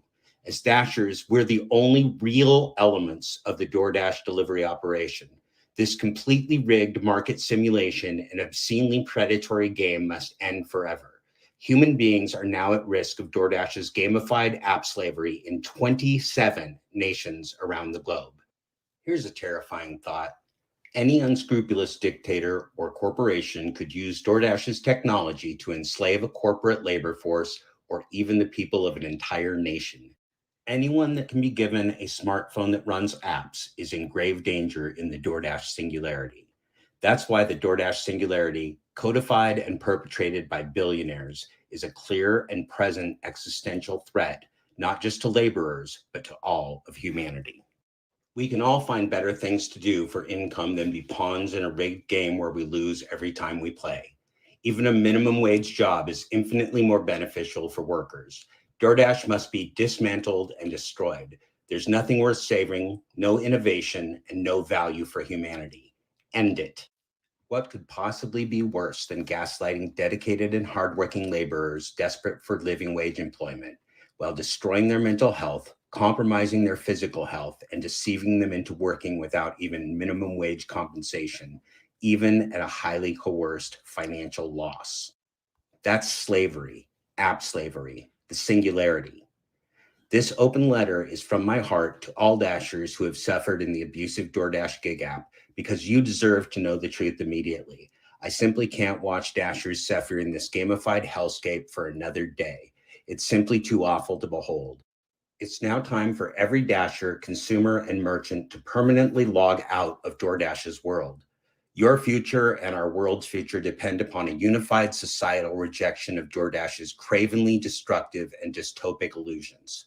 May you each find happiness, peace, consciousness, and gainful employment in your impending ex-Dasher life. Sincerely, Jeff Thomas Black. P.S. Under no circumstances should we ever again trust our labor to employment schemes gamified with black box artificial intelligence and exclusively served on a smartphone app. This is a new truism for the singularity. We must teach this to our children and never, ever forget. P.P.S.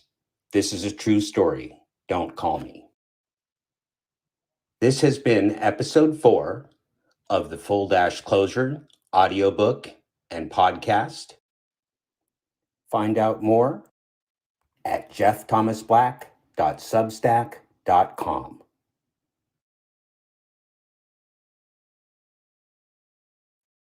Well, heck, that ain't no book. That ain't no book. That ain't no book chapter. I think the Pedro's got me on this one. Okay, well, thank you all for spending such a long and interesting morning. It's always interesting here in the gig economy, isn't it? When Pedro shows up and then he disappears and then he gaslights us and shows up and disappears again. Yeah, million. I think Pedro's can give us $1 million in December. I'm pretty excited about it. Yep, wire transfer. Yep, it's great. Well, I appreciate you too, AZ Prod. I appreciate all you. And so if you're looking for some time to kill today, while you're out there driving around or doing nothing, the Glitch Dash. Thomas Schubeck did a 12-hour live, then timed out, and then came back on and did another hour and a half. So I'd highly recommend you go watch that Glitch Dash Thomas Schubeck live from last night. You can watch it in like little parts. You can watch it for 12 hours. I don't know if you watch that Thomas Schubeck for 12 hours, he's going to be back on again. You'll have to be watching Thomas Schubeck in a freaking loop. You'll have Thomas Schubeck over here, got Thomas Schubeck over here. You put the Thomas Schubeck in the middle. It's very confusing for all of us, but we love that man, Glitch Dash. That's a channel called They Call Me Glitch Dash. And that's Thomas Schubeck Industries, our industrial counterpart of the positive side of the truth telling transparency aisle. All right, all you friendly friends, thank you very much. You guys all have a great day, and I'll be seeing you on this interwebs later today. I'll be watching you. I'll be watching you. We're gonna be in a glitch loop. Fist bump to the Thomas. All right, friends. We'll talk to you soon.